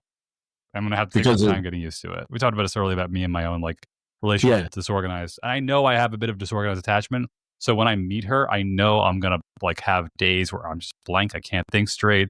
I'm freaking out. I feel like I have to run away. It's not going to work out. And that's all bullshit because it's all just old wiring. But I'm able to see it enough now that I can openly communicate it and work through it. Mm-hmm. But that's the task. I was just kind of ranting now, but no, you're just a biopsychosocial model. It's all integrated. We have to remember that.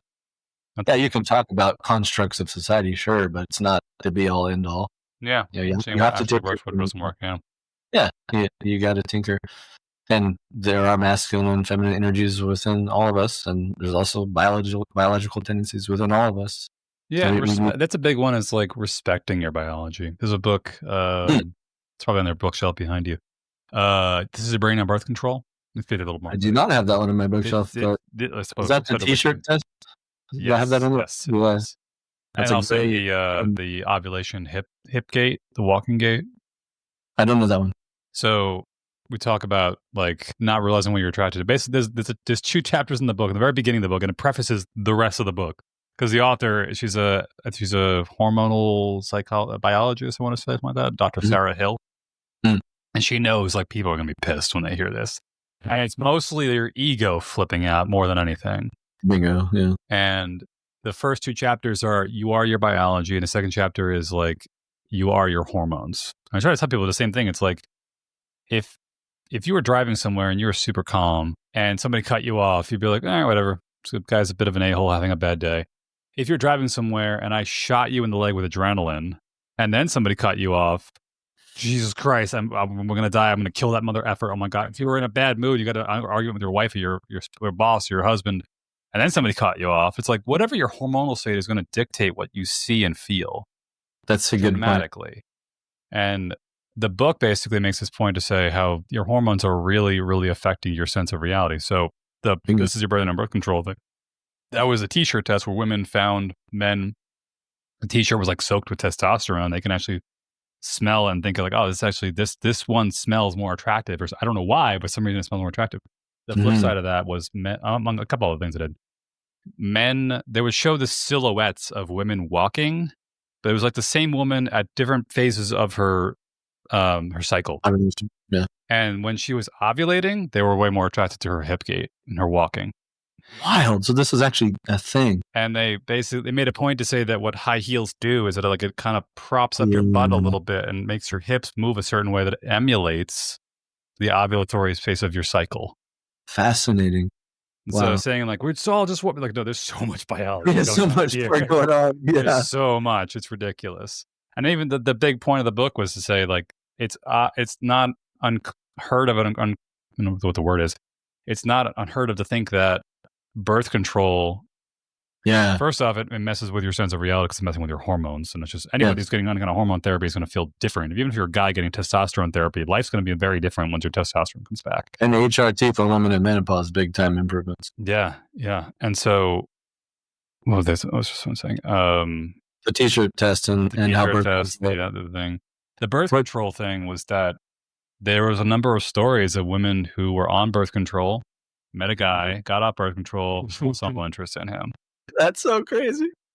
Yeah, something like maybe about pheromones or something. But like the idea was that they've actually this is what's so cool. And this is a cool thing to talk about, but to also understand for guys, this still underlies the idea of just be you, be your own authentic masculine self. Like do difficult shit in front of women and be okay when they don't like you. And if when a girl likes you and she's going to be emotional, just be okay, be grounded, because it's going to be like a wave no matter what you do. And the idea was that what happens naturally throughout a woman's cycle is that she goes like ovulatory phase and then like the shedding phase. It's a little more complicated than that. But it's like, I can get pregnant, I'm shedding, I can get pregnant, I'm shedding, I can get pregnant, I'm shedding, whatever it is. While she's in her ovulatory phase, she finds more masculine qualities, more attractive. So deeper voice, facial hair. Oh, he's in pretty good shape. He's got, he's got whatever it may be. While she's shedding, more like provider, protector, like, oh, he's got a really good job. He's really good with his emotions. Stable. Yeah. Stable. So like when she's ovulating, she's like, yo, that biker is fucking sexy. And then when she's shedding, it's like, yo, that guy at investment banking who makes a lot of money is fucking sexy. Can you do both? Well, that's the idea for the men is like, you should be masculine and feminine. You should be able to balance both in a healthy way and be able to withstand the fact that like, even in a healthy relationship, she's going to find like that interest is going to wax and wane with time. Why? Because hormones are going to wax and wane with time naturally. But when you don't take it personally, because you're emotionally grounded and you're feeling okay, then you kind of just take it as like, this is just, she's just going through that, time of the month or whatever, or hormones or menopause, or even for me, for guys, like, we all crave novelty. You might see like, say you get bored of each other and things get to a routine in the bedroom, whatever it may be. But the idea was like, it may be affecting, like if you're with somebody new, like make sure she's not on birth control, because then you don't know if it's authentic or not.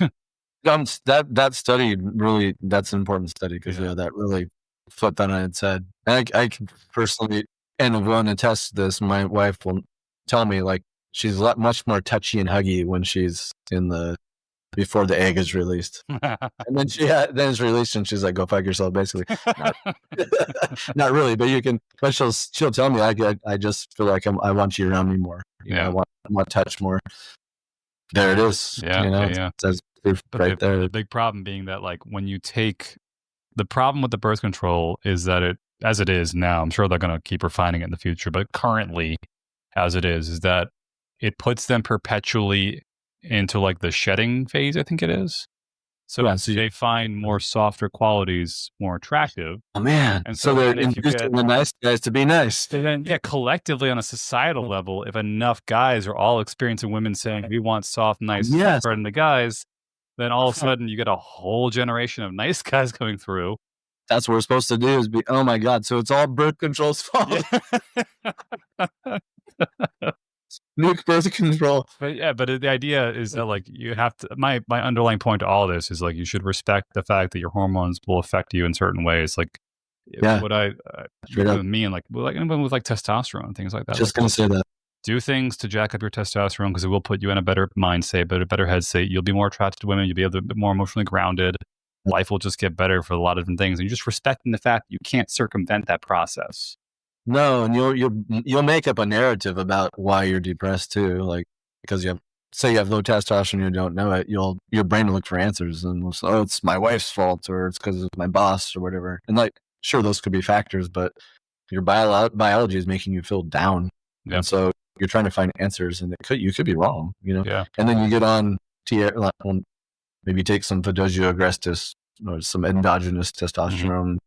Thing, or maybe do TRT, and then you're like, whoa, that depression's just vanished. Yeah, overnight. I can lift more, and my libido is skyrocketing. That Sexodom book I mentioned about a very unique case study about a guy who, I don't know what, I think he has some kind of tumor, some kind of cancer, and it just happened to just shut off like 99% of his testosterone production. Something crazy like that. And he made a point to say like, during it, I felt very emotionally like free and open and relaxed. I didn't really care about things, but I also wasn't competitive at all. I saw people very differently, and I felt like I kind of like lost myself in a certain way. And then when it came back, all those feelings just came flooding back with it. Amazing. And it was kind of saying like, I kind of prefer being on testosterone if I could help. Yeah. I actually feel a little. It was an interesting experience to be able to see that, but they're like, respect your biology and just work with it. Don't fight against it if you can help it. Same thing with like tying back to guys, like be the best version of yourself. Eventually with time, women around you will start to kind of like become the person that's going to fit best into your life instead of being the nice guy trying to like become the person. That's what I want to talk. If we have time, by the way, I don't want to cut you off. You have to run somewhere. This is a good conversation. This is what our listeners this back and forth of like the masculine feminine dynamic of how like a lot of women nowadays are being told, chase the career, chase this, and then worry about family later. Unfortunately, fertility and biological clock is a thing that hasn't been fully figured out yet. And you can say fertility technology, freezing your eggs, freezing your sperm, maybe, but it's still not as perfected as people think it is. It's still quite a ways away from being perfected. But the problem of even then tying back to like the male psychology, male biology and whatnot is like a lot of women sacrifice their 20s to become career oriented, early to mid 30s. All of a sudden, holy crap, babies are cute. I want babies. Go looking for a guy to be with. Most of the guys are basically saying like, well, I also sacrificed my 20s into my early 30s, have a career. And now I'm looking for someone younger. Yep. And it ends up inverting this, what I guess we had this age-old narrative of like, let the guy do what he can to build something and then find somebody that wants to fit into it. And now women are then stepping up and saying like, I'm going to build something and the guy's going to fit into it, but I don't find him attractive for doing that. Catch 22. I felt bad for women too, because that is, because you to want kids and to want a career, like, that would be hard for me if I was a woman's spot. Like, I would want both. How do you reconcile that? Well, the reconciliation is in the idea. Two things. One is you can't have everything at once. True. And I hate that.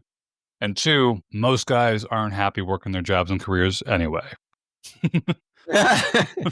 Yeah, that's another thing. They're so lucky they get to work 12 hours a day, and like, do you think we fucking want to? No, we don't. Stressed out. Out, trying to like it's like there's a different side of the coin here, but yeah. Especially in New York, right? Because New York and California, man. God, that's why I'm moving. I'm fucking done. It's insane. I know we talked very briefly about the massage therapy practice that I run. My benefit for this, I've been about 10 years now. The benefit I've had with the practice is that I've seen so many different like life paths that I could have taken through other people, and because they're telling you their story. What's up? Because they're telling you their stories during the massage. Yeah, and realizing like, wow, those are all terrible ideas, terrible life paths to take. But a big one I see repeat, like again with the books I read, but what I kind of start to see is like most people seem to be on a deeper fundamental biological level happier when the environment and the social structure and the kind of like lets people lean into who they authentically want to be. And most guys may have an unspoken authentic need for like masculinity and adventure and risk taking, and it kind of gets pushed down because like you got to just shut up and work and do the same thing every day, make everyone around you happy. And then they end up turning like blowing up at 35, 40 in midlife crisis, whatever it was. Yep. And then the women getting very heavy into like career and opportunity. And there's layers to why you could talk about it's a good or bad thing. But then they do that. And then they have the same problem where like they hit 30, 35, they want to have kids and they're having fertility issues and whatnot. And then even on top of that, like a big one I see, what I'm kind of getting is like women who I had a client recently and she's like 40, 41, I want to say, maybe 42. And I feel bad because she said something she was trying to go through, I think like in vitro and whatnot. And she mentioned how like they treat me like I'm 80 years old. And like, biologically though, it's not because we're trying to be assholes. It's trying to be like because we've seen it so many times. They call it a geriatric pregnancy for a reason. 35 and older, yeah. That it seems like, I don't even know if you heard about the study. It was like a meta-analysis from 2010 that was talking about egalitarian. It wasn't 2010. I don't know when it was. It was egalitarianism across countries. That was the study. Basically, what they were trying to do was rank order countries by rough egalitarian nature and design, such that everybody could basically do whatever they kind of wanted to do and still be able to comfortably survive financially. So it's like, well, in the United States, you're either an engineer, a lawyer, or you're a doctor, or else you can't afford a mansion in the Hamptons. But over in other countries, it's like you could be a librarian or like a part-time secretary and still be financially fine. Yep. But what they found in these countries was that even when men and women had as many opportunities as they wanted to do whatever they wanted to, men still gravitated towards STEM fields. Women still gravitated towards healthcare and people-oriented fields, teaching, nursing, things like that. And so all this kind of ties back to this underlying concept of like, is there really like a biological push towards certain things? And to what degree do we want to collectively push against that to our own detriment, that we're not really as happy as we could be? We just lean into certain modalities and feelings and things like that. Like, yeah, it's true. And if you have to do the other humdinger is like, if you have two people working, you have to throw your kid in daycare and it's like $2,000 a month and they're getting like, that's future therapy waiting to happen. Like, there's not that talk about attachment wounds. Like, you got like 20 little babies. Are they being touched and like their needs met? No. Well, there was that study. Unless you have like 20 caregivers there, it's not happening. Yeah, there was that study. It was I got to look into it. It was somewhere in either Eastern Europe or Russia. There was this famous study about an orphanage that was like, Romania. There you go. Orphanage where there was not enough caretakers to physically touch and hold the children, the babies especially, and a lot of them died. They had food, clothing, and water, and like all that stuff. They did. They're fed. Yeah, that was post World War II. I think. Yeah, and so like, and it ties back in this narrative of like having everything at once. I think, but it's like if you can't have everything at once, but you also want to have a pretty fulfilling life and whatnot. What's the most authentic version of yourself? How do you fit that into a grander narrative? Like, how do we get guys? And it's like a whole like male talks. Now we're talking about people talks right now. Learning, like leaning into like, what is your calling in life? What's your thing that you want to do, and how best to lean into that. The funny thing with the daycare thing is like, yeah, it's attachment wounds waiting to happen. I have a financial coach I work with, and I remember her mentioning to me several times how she had clients who the parents, there's always this underlying fear somewhere down lower down. Like the parents, if like she would do the numbers and she's like, all right, if one of you stopped working and then took the kid out of daycare, you'd have the exact same amount of money coming in. I've seen that. Yes. So what are you really getting by work? What about my career? Like, well, what? Because what if it doesn't work out between us? Why wouldn't it work out between you two? Because look at everyone else getting divorced over here. And then it starts to create like this society kind of feeds into the individual, feeds into the society, and kind of causes a doom loop. And now we have an entire generation of people coming through anxious as shit because their parents weren't around growing up because they're both working all the time. And they don't want to have kids, and we're going to have civilization collapse like China and Russia. Already going through that shit right now. Yeah. Like an inverted pyramid. We're supposed to be this way. We're like this, like a chimney, and like we need to get back to pyramid. Like we need to procreate. Like, but even then, within the procreation, like then it kind of comes like, okay, what's the best model for that? To encourage people to, when leaning back, it's like I've had a lot of clients I've talked to about this, and I've had a lot of women come to my practice who have difficulties getting pregnant, and every time it's like your stress levels are at a 12 out of 10. Yeah. Why is your body going to get you pregnant? Why is it going to let you get pregnant? It's convinced you're being chased by a lion all the fucking time. All the time. Yeah. Well, how do we get her to be more calm? Well, she has to, try to have a happier, more fulfilling life with a man that makes her feel comfortable and safe. Well, he's got emotional dysregulation issues. She doesn't feel comfortable and safe around him.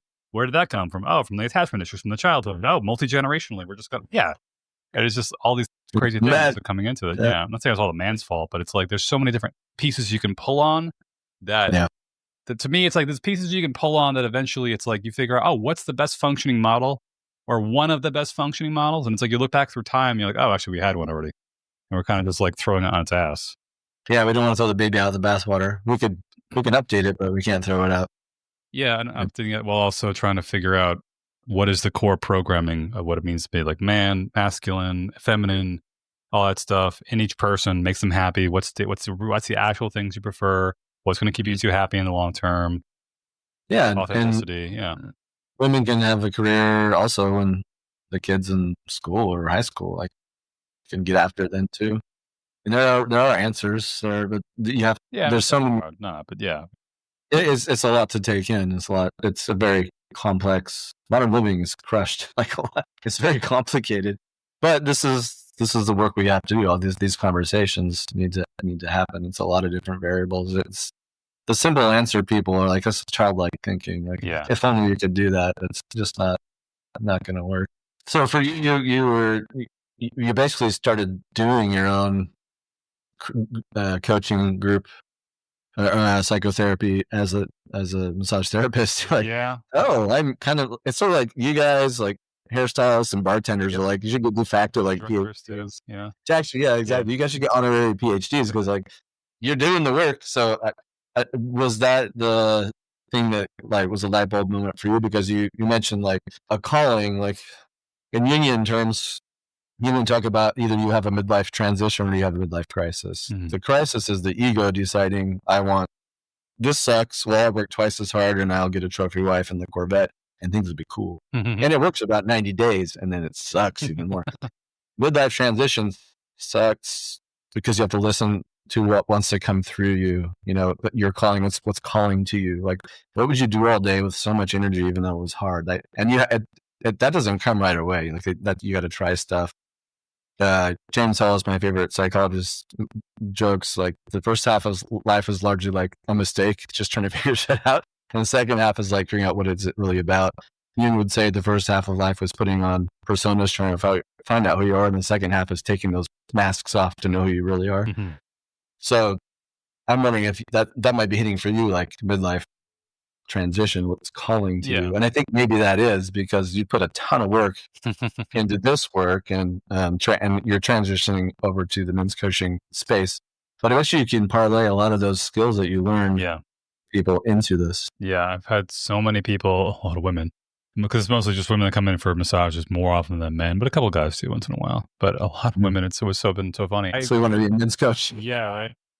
Because you're listening to their stories about their husbands. That's exactly it. I've had so many women come in and be like, oh, what do you do? I'm a massage therapist. I'm also working this coaching thing. Oh, what's the coaching thing? Oh, it's where I, help guys to better understand their own emotional state and get in touch with their feelings to help better their relationships. Well, how does it show up? Well, sometimes they're workaholics.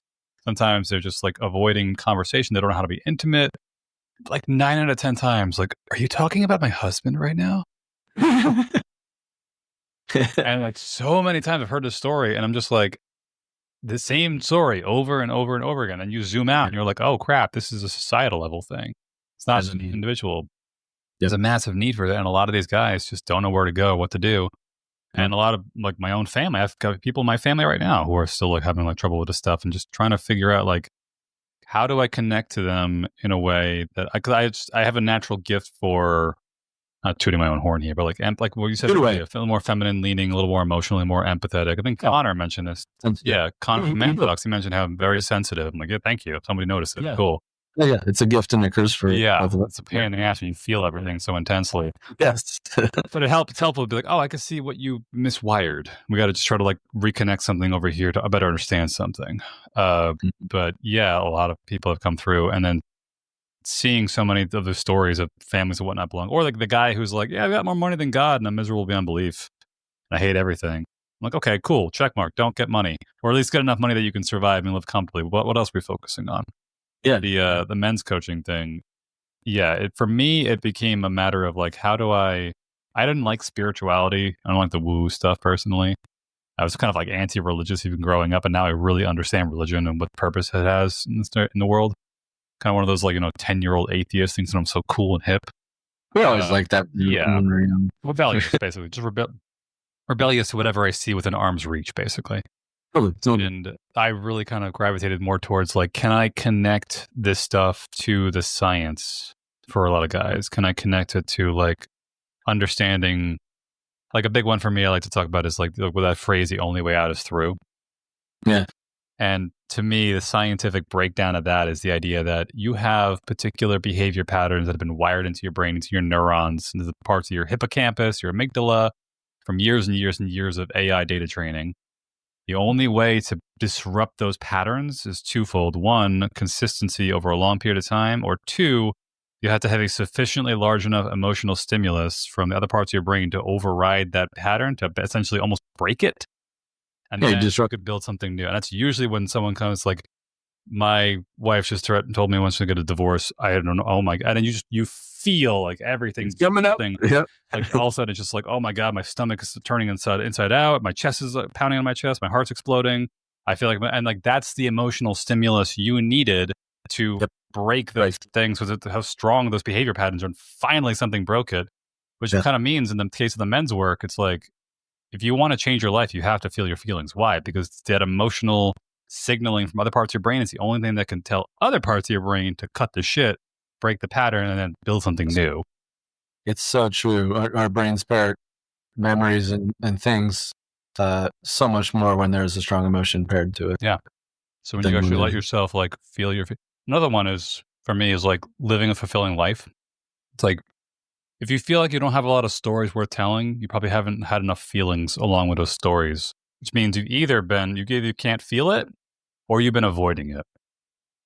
Whatever, it's if I tell people, you remember peeing your pants in 5th grade, but you can't remember what the fuck you ate for breakfast 2 days ago.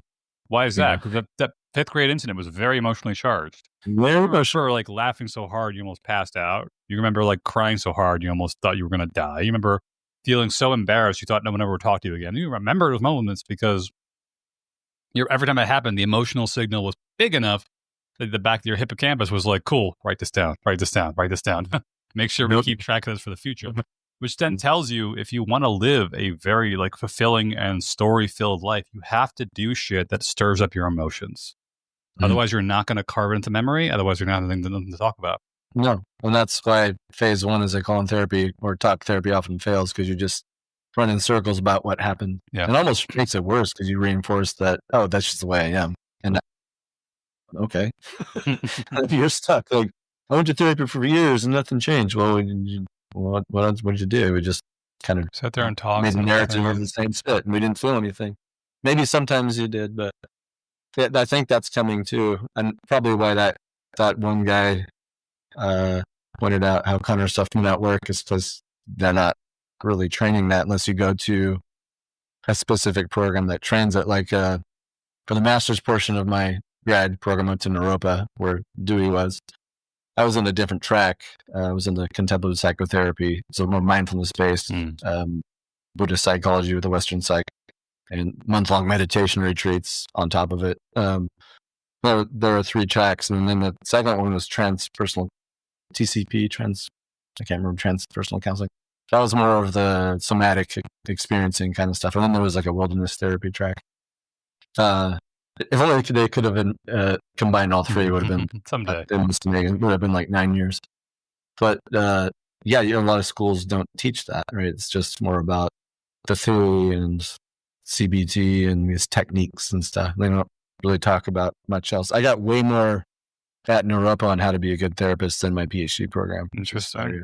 I got great theory and stuff, but if I would have done just the PhD, I would have like floundered as a therapist for a while and just like throw spaghetti at the wall and I would have to take a bunch of trainings, but they really taught you like, and it's a 3-year program. It's not a 1 or 2 like most masters. The first year is you work with your own shit. You need to see your own therapist, and you have to interview. And if you have said you've never seen a therapist before, you're probably not getting in, because it's like saying, I want to be a pilot and I've read the manual. Oh, have you been in a plane? Never been in a plane. How do you know you like it? So that's step 1. And then year 2 is like, it's you. And then you start working with people, like practice sessions. And then year 3, you're off to internship, and it's all about the client or patient at that point. But it's much more in depth than that. But I got way better training there than at my PhD program. But I got great theory that I didn't have as far as like the psychodynamic part. So it's a good combo. Yeah, just the idea then across the board, like what works, what doesn't work, and like feeling your feelings, big one. But trying to, like I said, connecting the science to what's going on internally. Like even a big one for me was breath work. Oh yeah, how like breathing is a dual purpose mechanism, and that's your best connection to your subconscious is the part of yourself that you can consciously control that your subconscious can also control. So like you learn to Fred is like, you got to breathe the positive energy into your body and let it fill your soul.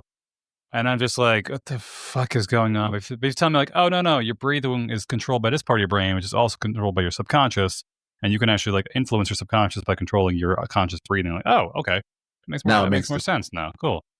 Just give me the man version. I don't want that's what I'm basically, what I'm trying to do with all this stuff is I've had a lot of people come in with massage therapy, and they're just like, I don't understand why he is like this. I'm like, all right, do we want to start with like society, childhood, attachments? Like, I have so many things I could point to right now as to what's going on with your husband, but or with your wife sometimes. But or like for your husband, why is he emotionally cut off, and with that, or for your wife, like, how do I get her to have sex with me more often? It's usually the question.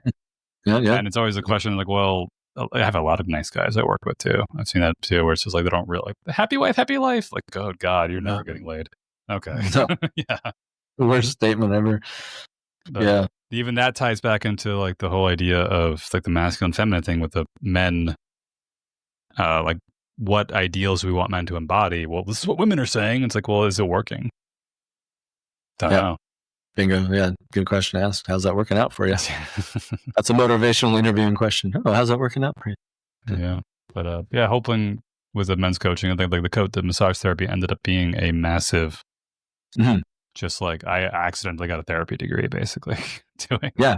By proxy. Yeah. You got a good taste for what that's like. So you can definitely parlay those skills into what you're doing now, and you're doing the trainings. Like, that's good.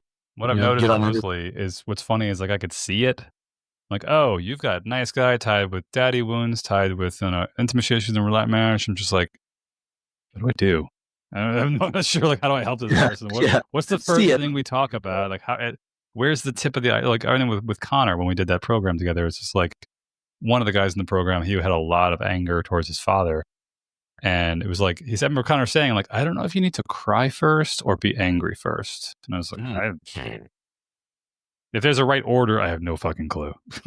but I can see them all. But they're all interconnected in some way. And it's like, could I pull one string to get everything to start falling into place? Or do I have to do one at a time? Or is there different order we have to go through for each of these things? And yeah. That's the art of it all. And it's just reps in the seat and trying stuff. Pull one thread, pull two threads. Absolutely. I wish there was a man 10-point playbook. It's just not that way. It's a very feminine space to be in psychotherapy. It's very circular. There's a place for the masculine, but so how do we live in the feminine as an art form in psychotherapy and do it for men is our task. I mean, I guess the answer is just to have men tap into their feminine as a form of healing. Yeah, or they're missing masculine if they're nice guys. You just kind of have to know. You have to build that relationship and see what comes out. Yeah, and also but you got to get the phase one and explain the psychoeducation so they know what the hell is going on. Like you just said, like you can't just woo it because they're not going to think like this is weird. But if you explain the science behind it, they oh, that makes sense, and then you're basically doing the same breathing technique. The challenge too, I think, is like how I know I'm guilty of this, and maybe you have a better idea. Is like, how do you explain the like Connor at the end of the program gave us Dewey's attachment setup, but he said specifically, I didn't do this in the beginning because y'all would have been thinking too goddamn much about it. Yeah, exactly. So how do you then, like in my case, I want to teach guys about like the science of it, but then like also do the shadow work. But they're like, oh, I see the science. I'm like, no, ignore that right now. Feel your feelings. Damn it. I don't want you to go up there right now. Like, how would you do that if you had a guy who's very heady and like how does Connor get shadow work done? Huh? Because he must know everything, every technique they're doing. But it's a matter of letting yourself like just fall into that feeling, I guess. Yeah, everyone's a little different, and some guys will come in very logical, linear, and then you can use that, give them a little bit, but then you work on, like this guy needs to work on more feeling. Some guys come in like us, like really emotional, and we do need more of like the logical, self-talk CBT stuff, just to like, oh, okay, that's what that is. And we have great access to our feeling. It just overwhelms us, and we need systems to calm us down, like breath work and things like that. Everybody's a little different. And he's just good about spotting things like that. And it probably was, he knew our group that if he taught us that from the gate, that we might have taken that and stayed in our heads about the whole time and avoided feeling. So I think that was a pro move. But I lost audio from you. Yeah, there we go. That was a challenge for me that even while he was working with me and I was getting all emotional and whatnot, I could still part of me is like, oh, he's doing that thing he taught about and how to work with men. Oh, he's doing that thing right now. And they're like, shut the fuck up. Just feel your feelings. Feel your feelings. Now let's talk about this afterwards. Not right now. Yeah. Not right now. Yeah. That's what in parts work. You just is it okay if you take, it's like, you can watch. Is it okay if you relax and let me just, I know you're trying to protect me, but that's a good answer to this question. Like the parts work is like acknowledge that you can, but try to give it space to just let it come out. You know, just to, but I like, mantras for this reason, like Michael Singer, the Untethered Soul guy. I think I've read the book. Yeah, he's great. His podcast is great, and he'll often say like one of the highest spiritual teachings he can teach anybody is just the word relax. Just say relax. When you're thinking, no, just relax. And then I like to after that follow up with Tara Brach's. She's a Buddhist teacher. Can I be with this right now? And what is this? This is emotion. Relax, cool. Can I be with this? And then that trips up guys sometimes if they're like, well, what with what? They're still in their heads. And when you get to the body, it's like that. Can you be with that like anxiety that you don't want to feel? Can you be with that depression or whatever it is you don't want to feel? Can you just sit and just be with a direct felt experience of that? You don't have to do anything necessarily, just experience it. Let it expand out, bore into it. If it moves you to tears, great. If it doesn't, no worries. Just can you be with that? And then that's the start of over many months process of working with that, depending on the person. Yeah.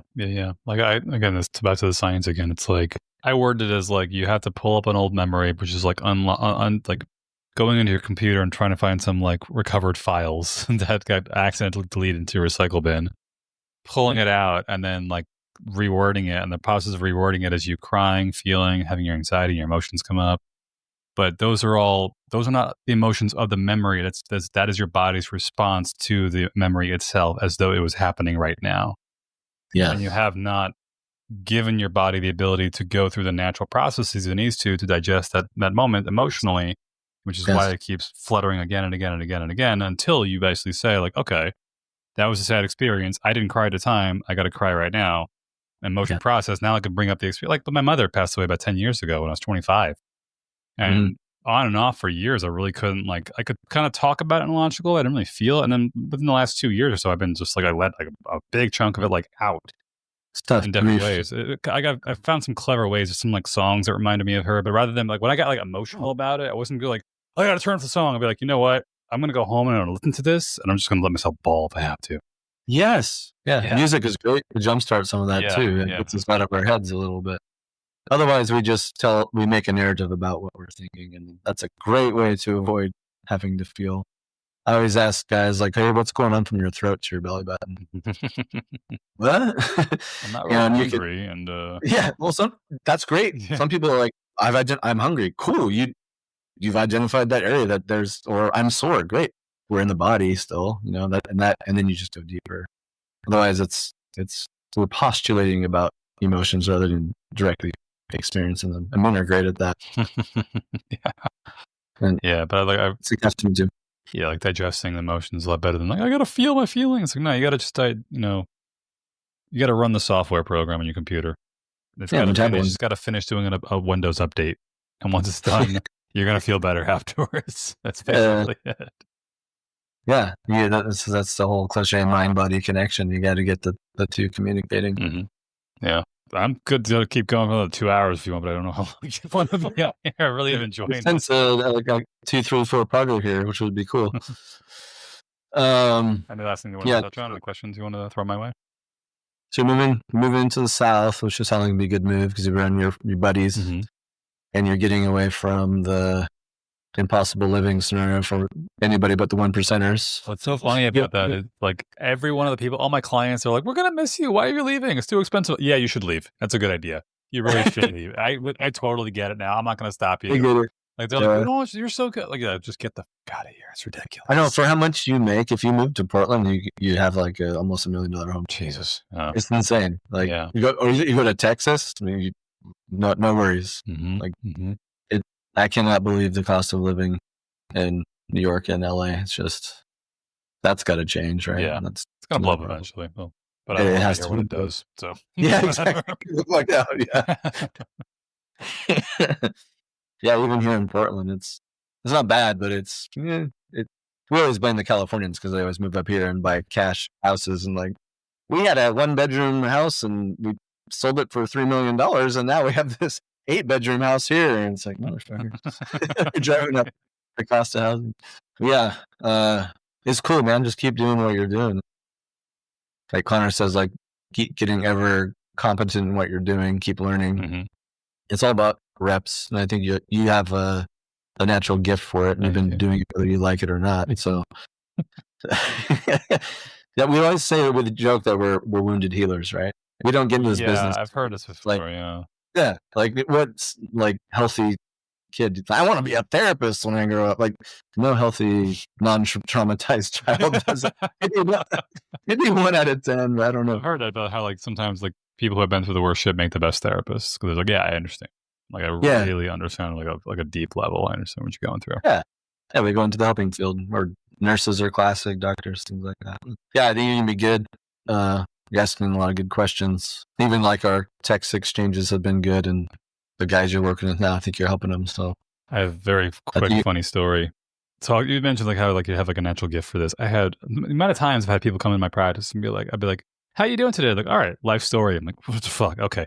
I didn't expect that at all. Like, Jesus Christ. It can open up to you. Yeah, exactly. One woman years ago, I'll never forget this. And she came in, we're talking a little bit, just getting to know her, like second or third session. And she's like, I was going to do an art class. I'm doing an art class this weekend. And I was like, oh, okay, interesting. Okay, there's a thread. There's some art. Let's talk about art. Do you paint a lot? You do painting? Like, I used to. Like, oh, when did you used to? Like, oh, back in high school. Had some art paintings my mother kept. I'm like, oh, that's cool. Does she still have them? No, actually, I ended up like tearing them up because I hated them so much because it reminded me back when I was in high school. I had a lot of issues with my weight, my diet, and I got into drinking really bad. All the girls would call me fat pig and fat slob and all this stuff. And like, I actually, on the day that I was supposed to go to graduation, instead of going to graduation, my parents took me to rehab. That was a big thread you pulled. I was like, what the fuck tuna did I just pull up right now? Holy shit. I literally, I had to like keep massaging, and I couldn't break tempo to act like I was surprised. But internally, I was like, what the fuck did I just get myself into? But it happens so often that I'm just like, oh, here's another one. Here's another tuna. Here's another tuna. All right, here's another tuna. Let's go. I've had plenty of big tuna so far. Totally. Yeah, how long have you been holding that one down, dude? Yeah. I'd imagine it's kind of cool because you're getting in a relaxed space where you're massaging. And I bet you've had people like spontaneously cry through body release. They didn't know the trauma was stored in the body. You're probably getting a lot of that. We should invent like a field where you get massage with psychotherapy.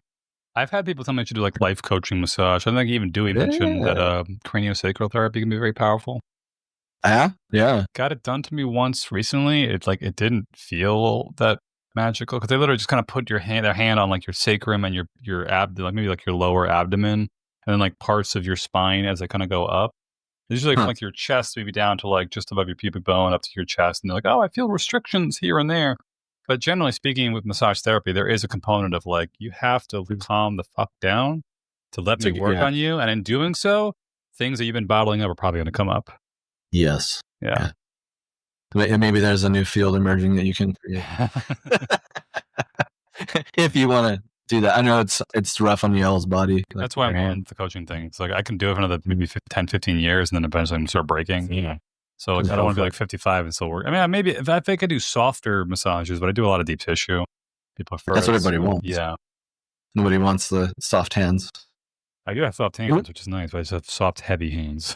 So that's good. Yeah, the strong hands. My wife always jokes about like the men therapist she finds in our field. She works for Providence, which is a healthcare insurance company here. And she works for the I hate this word, behavioral health. That's an insurance made word. What is that? Healthy behavior. She's in like part of the credentialing team. So if people want to be on panels, they send their information in, and she has to like make sure they're legit. And she always sees the guys, and she's like, they have cardigans, and they're like the men with the soft hands. I would never see that guy. And I was like, I would not either. Like, what is that guy again? I don't know. It's just, it's missing the masculine. I think it's coming. You know, I think more men are taking the mantle of like, yes, I should be a therapist or coach, and there's a place for men's work in it. We're along for the ride. It's coming, and I think it's going to be good because we do need to have a image of what a healthy masculinity looks like, so it's not split off, and the gender wars can stop because it's getting a bit exhausting. The spontaneous crying thing you mentioned. So I always tell this story. It's so funny. Sometimes I'll know somebody's back. Either if they tell me, or I'm like, I could smell it a mile away. Something's wrong. And it's just a feeling you get. Like, I know I've seen this person, but I've seen this exact same scenario before. I know you're hiding something. I'm not going to like say it outright, but I'm going to hint at it slightly. Right. Tuck that away. Yeah. And I had one woman whose husband, she had 2 kids. Her husband had open heart surgery, and he was still in like recovery. He really couldn't do anything except like lie on the couch and just be on painkillers all day. Please. So she was working like a job with 2, like a 7 and 9-year-old boy who's just basically crazy. And he really couldn't do much anyway because he just had to keep recovering, wasn't allowed to do any strenuous activity. And comes in for like a massage, and I'm like, I knew the whole story before she came in. And I was just like, so how you doing? I'm good. How's the boys and your wife? They're fine. Fine. I was like, okay, we're going to play this game. And I didn't push it, but I remember at some point I kind of like used it as like a bit of an excuse, and I was working on her shoulders, and I was like, your shoulders are kind of tight. How's your stress been? And she just took a deep breath and just started bawling her eyes out. There it goes. Straight. I was like, I knew it was in there somewhere. But of course, afterwards, like, oh, I feel so much better. It was such a good massage. Like, no, you needed to talk. You needed to vent. It's really what you needed to do more than anything. But so many people come in like, oh, I didn't realize I was that tight. Like, no, you just hate your husband, or you just hate your wife. That's really what the problem is. Your body is telling you need to change something, and I can only massage you so much. But if you can hate your life, like, you've got to change something. Yeah. Mm-hmm. Amazing. Yeah. It's gonna serve you well for sure. Thank you. I don't want to hold you too much longer. I figure you got to run back to your kids, wife, and all that good stuff. Yep. He said enthusiastically. It's good. It's just like it's a lot. Yeah. We'll continue this again in the future. We'll have another episode, maybe like in a month or 2. Absolutely. Yeah. We'll intermittently do them. some of the other guys we've been working with, I'm sure I'll have on, and you'll probably have on. Yeah. You've had Phil on, which is he's been on my podcast 3 times. Phil Horning, he's also a men's coach. But yeah, those will be good. By the way, you're my first solo guest because Josh, my co-host, had to step back because of a lot going on in his life. He'll be back on intermittently, so okay. You're my first official solo guest, and you're my guest too, actually. Yeah, exactly. Yeah, it's a crossover. Yeah, but if anybody out there on my side of the end is like, "Where the hell's Josh?" and they didn't listen to the last podcast, that's why. Gotcha. Well, for my small but growing audience, where can we find your content? Miles Ahead podcast. Just you'll probably get a bunch of Miles Davis albums popping up because there's one called that. Oddly enough, that's who I was named after. You will see my ugly mug, and then that's it. Beautiful mug.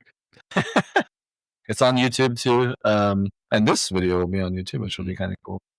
So any more podcasts are found, and then if you go into my the link in bio thing, you can find everything else. Gotcha. Just click the link in bio. That spits out to like the Instagrams and all the other awesome things. It's in the show notes always. Just look at the show notes. Perfect. And I will get yours and put them in my show notes too. Sounds good. People can find you. Yeah, I'm Chandler. Cross-pollination. There we go. It's fun. Exactly. Miles, thank you so much for this today. Appreciate it. You're welcome.